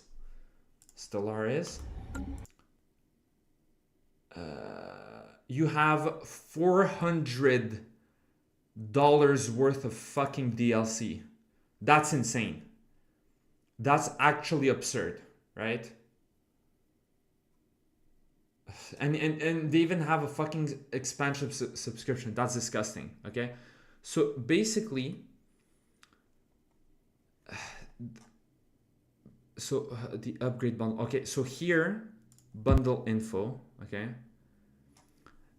Here are all of the expansions that they have. So the expansions are big content updates that have like a bunch of new content, like brand new features that like completely change the game, right? And you need to pay for these, right? But then here you have packs that you don't have to buy, but it's just extra stuff, right? Same thing here, like the Grand Archive story pack, the First Contact story pack, the Synthetic Dawn story pack, etc., right? I'm sure it's all worth it. Well, exactly, you know? Yeah, standard Paradox game, exactly. Giving Payday 2 a run for its money, exactly, right? And so my game is going to be the opposite of that. Everything that is worth being part of an expansion is going to be free for my game. So let's say initially my game is going to be single player. If ever I somehow manage to make it work for multiplayer, the update that adds multiplayer features is going to be free for everybody, right? The only DLC I will ever put in my game is stuff that allows you to unlock one of the new civilizations. And once you unlock a civilization, you unlock every single faction that is a part of said civilization, right? Like you unlock, let's say Civilization 0 is the game starts with Civilization 0, but then eventually I start adding like Civilization 1, right? Civilization 1 or Civilization 2 or whatever. If you have no interest in ever playing Civilization 2, well then you can just never buy it and it's not going to change your core experience of the game. You're just never going to be able to play as them, right? But basically, whatever civilization pack you buy, even if later on, after the release of said civilization pack, I decide to add more factions, like new factions to it, they're gonna be free. You know what I mean? Like any new, so basically I'm going to be adding free content, not only to the base game, but also to the DLC. So my DLCs are going to be increasing in value, right? So my game is going to be an appreciating asset rather than a depreciating asset. Because if we look at a game like Stellaris, what this means is that the longer this game stays alive, the less each DLC that you bought is worth. You know what I mean? Because some of these expansions basically modify stuff from older expansions, right? So that's the problem. Whereas for me, that's not going to be the case, right? Like I'm hoping I'm making sense right now, and that you guys are able to somewhat visualize what I'm trying to explain, right? Is there a ship with Ethan? Jesus. Oh, Jesus. Yeah, it's not worth it. Stars is kind of a scam. Yeah, absolutely. Distant Worlds 1 is literally a better game with worse graphics and more depth. Yeah. Make a blood and gore DLC. Exactly. So that's the plan for my game. I fucking rambled for about an hour about my game. I hope that was entertaining and interesting. You know. Hold on, no, I'm not signed in here. So why am I signed in here? Sign out, there you go. All right. I don't care what microtransactions you have as long as it's visual only or a massive expansion. Well, basically, anything that's a massive expansion is going to be free. And the only... So here's an example, right? Let's say, hold on, let me just take a screenshot of this, right? There you go. Copy image. Okay, so let's say, right, that I introduce a new civilization whose homeworld is like in this area of the galactic map, right? Well, nothing forces you to buy this civilization, right? If you don't care about anything that's going on here, then it doesn't matter. If you really care about whatever civilization is here, and when you play the campaign or the scenarios or whatever, you're still going to be able to interact with these guys. You're just not going to be able to play as them. But if you don't care about them, then who cares? Like, you know what I mean? So that's what I mean. Like my DLC is not going to be visual only. There is going to be gameplay associated to the DLCs I'm going to make, but it's not going to be anything that's necessary to the game. It's always only going to be optional content, basically. you know? That's the best way. Really big expansions are fine to pay for, in my opinion. Yeah, but my issue with that is that you're basically locking players out of the full experience, because what you're telling them is, oh, you initially paid like what's the price, right?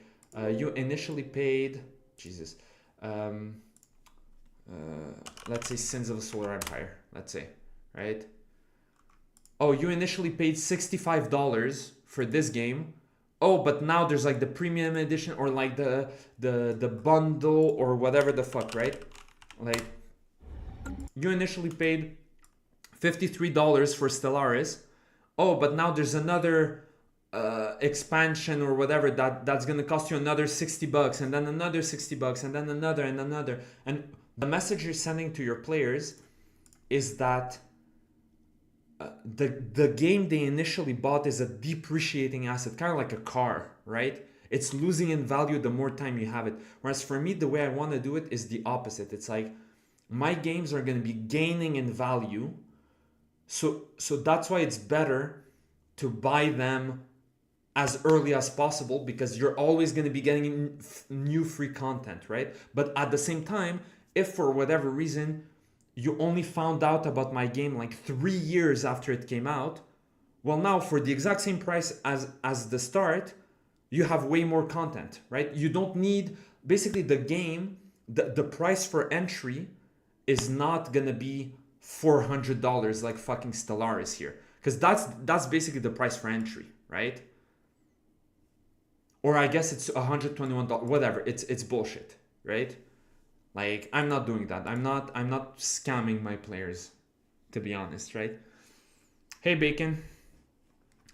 You could also try the classic Total War route, where you have to defeat a faction. Well, yeah, like exactly. Like, in order to, like, basically when you buy a Civilizations DLC, you're probably gonna get like only the core, the main faction, and then you're going to have challenges to accomplish in order to unlock the various different factions, right? And so that way, by doing the challenge, you can also learn the specific mechanics for each faction and stuff like that. Be like Azra's Wrath, where the final 3 chapters or whatever was locked behind paid DLC. I'm sure everyone loves that. Yeah, exactly. Sins is pretty good because it's a sandbox game. The expansions are kind of trivial. Yeah, well, for me, it's the opposite. My game is not a sandbox game, basically. Stellaris is a scam because the so-called variety they sell you on runs out pretty quick. Yeah, exactly. So that's the thing. Like, my game is not, it's not a sandbox game, and it's not like Stellaris where everything is generated procedurally, right? Instead, it's like, each civilization has its own history. Each faction has its own history. Each leader inside of each faction, right? So like, each civilization has its history. Each faction has its history. Each leader has his or her story and everything, and they're all interlinked together, right? So that's what, like, that's why I'm basically going for like our generation's Star Wars. Like, that's kind of what I'm trying to create. Like, the next Star Wars, the next big sci-fi franchise is what I'm trying to create, you know? So yeah, so it's very ambitious. I have no idea if it's gonna work or not, but no one else wants to do it, so fuck it. I'm tired of waiting for someone to do it. I'm gonna do it, right? I'm gonna make it happen. And the goal also is that eventually, like right now the game I'm making is a strategy game, but eventually I'm planning on having other games set in the exact same universe where maybe it's like a third-person RPG, right? Or a multiplayer shooter, kind of like Battlefield, but set on like a weird planet or whatever, right? I get the feeling I have several ideas for franchise launching projects. Yeah. Well, that's the thing. It's like it's always easy for all of us to have ideas and brainstorm, but trust me, like, actually transforming this idea into something concrete is so fucking difficult, right? It's so much more difficult. And let me just go back here and let me just find, and I think we're gonna end on that. Assets, UI pipeline, and game icons. No, not this. So this, it's UI assets, old UI pipeline, PNG assets. So, hold on. Sounds like you want to do expansions for free, so to augment your funding, you can just do visual DLC releases alongside. Well, exactly. Yeah. That's basically what I'm gonna do. AGT Infinity. It's more or less that what I'm gonna do. As soon as you try actually making something, yeah, it's difficult, man. So Randy is the best of us. He's actually trying. Well, yeah. Well, here's the thing. No one cares, and I'm generalizing here, but generally speaking, almost no one cares about the journey. People only care about the like results, right? The destination, the results, whatever. So, and like my own parents are like that, and they're not even doing it to be spiteful or anything, but it's like, you know, like they're older people. They never grew up with video games and everything like that. So like they hope my game works, but they have they don't understand these things, and to them what matters are the results, right? To my dad and my mom, the only important thing is, oh, did you make money with your game? That's because that's, logically speaking, that's the only thing they can understand, right? And so again, this is why I'm always shocked at how many of you guys are watching me live, because 8 viewers might not seem like a lot, but 8 consistent viewers that are here almost every weekend and everything is fucking crazy, because that displays more dedication than most people are capable of, right? Like you guys, if I were to put you in the context of someone who goes to the gym, you're the equivalent of the people who didn't stop going to the gym after 2 weeks. Because a lot of people, they get a gym subscription at the beginning of the year, right? It's new year, new me. They get a subscription to the gym. They go for a couple of weeks. And then after the first snowstorm or the first time it rains or whatever, they're like, oh, yeah, I'm done. Like, I'm too lazy. And then they stop going to the gym, right? And that's most people, because it's very difficult to be consistent. You know what I mean? And so this is also why I started doing these streams, in order to show people how to do it, so that the very small people, right, like the maybe like 5 or 10 people who end up watching my streams one day and looking at this, that might help them and show them that it is doable. Like it is possible to like make your own game if you have the right ideas and all that shit, right? It's very difficult, and there's a reason why most people fail, but that's the thing, right? And so this is the thing. I have no idea if my idea is going to succeed. I have no idea if any of this is going to work, right? Like as far as I'm concerned, my game might make like $25 in profit, and like that's it, right? And I spent the last 5 or 6 years working on a game that made like $100 worth of profit or whatever, right? Or it might be the next big success, right? Like who the fuck knows, right? The only thing I have control over is whether the game is good or not, right? Sorry. Yeah, they don't see the vision. Many such cases. We are here for the money. I'm here to support my fellow Chads. Hit them with the maths. Yearly minimum wage times time spent is your monetary goal. By their metrics, you succeeded regardless of anything else. Hold on. Let me actually. Let's see. Minimum yearly salary Quebec 33 K. So I've been working since September of 2019, so that's 5.5 years. So let's do this. Calculator.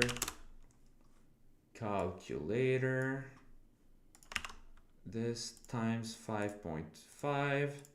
So my game better make 180,000 fucking dollars. I'm counting on you guys.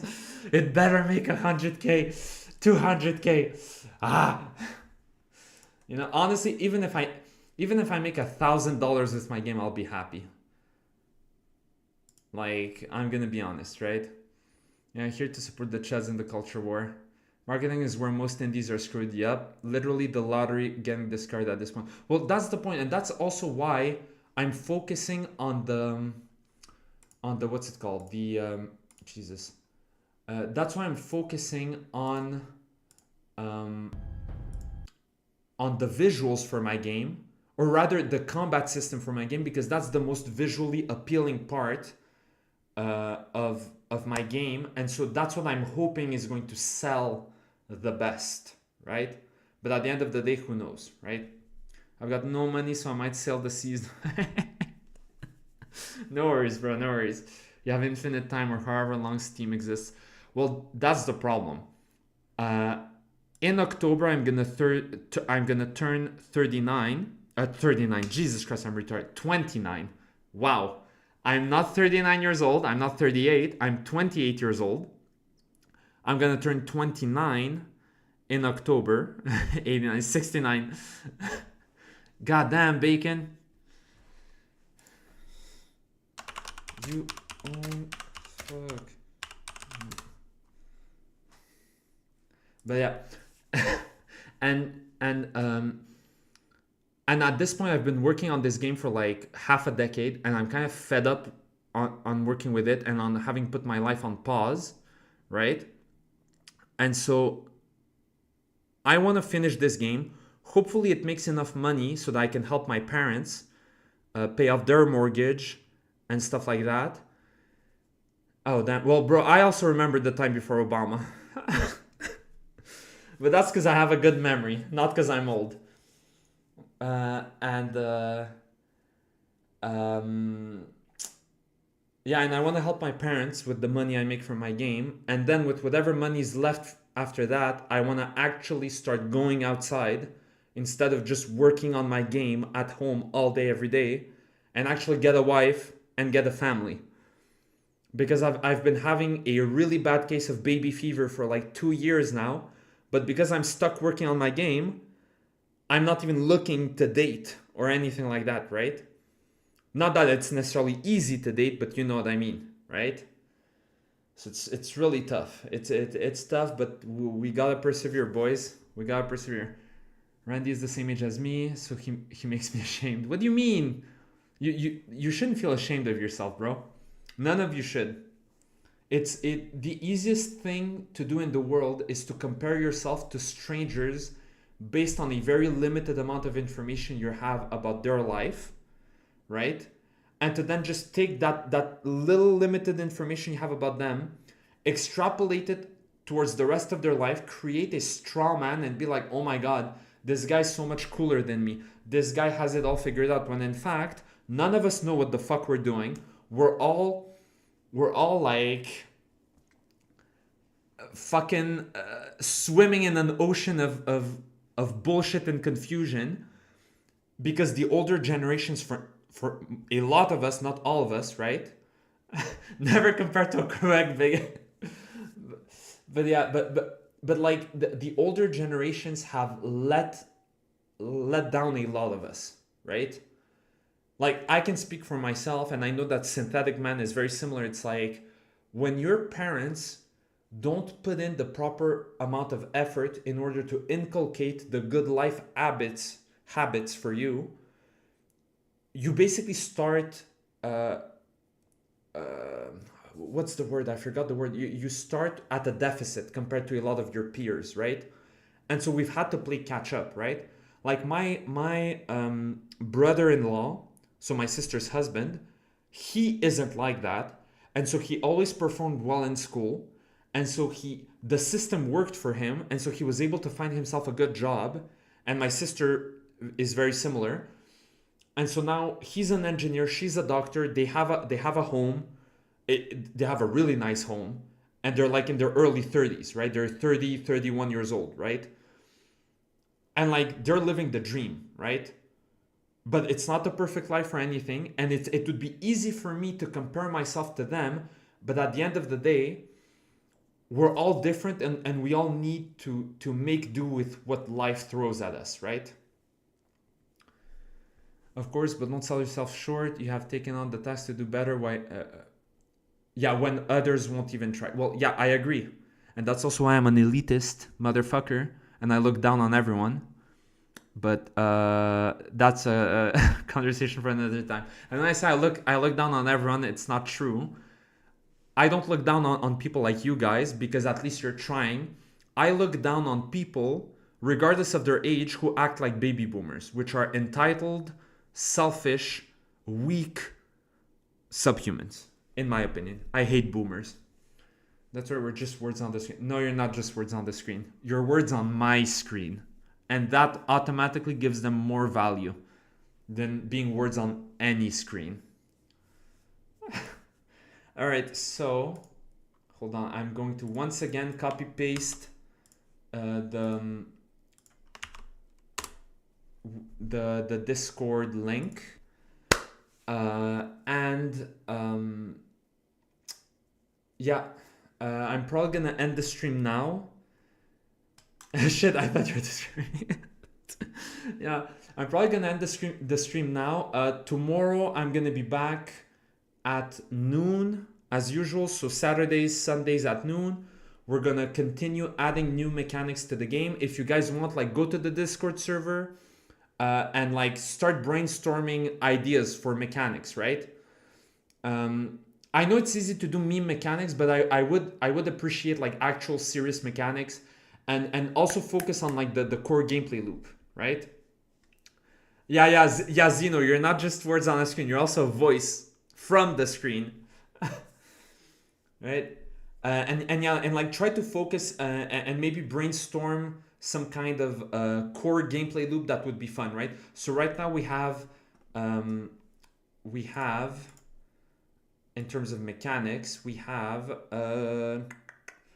player jumps on enemies to deal damage. We have enemies can hit player sideways. We have moving platforms. We have jump pads, let's say, right? So that's what we have right now, right?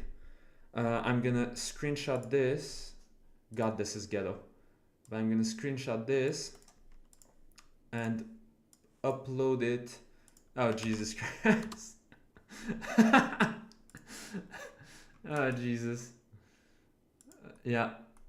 Oh, who joined? Hey, nice. But yeah, so this is what we have right now. And you guys can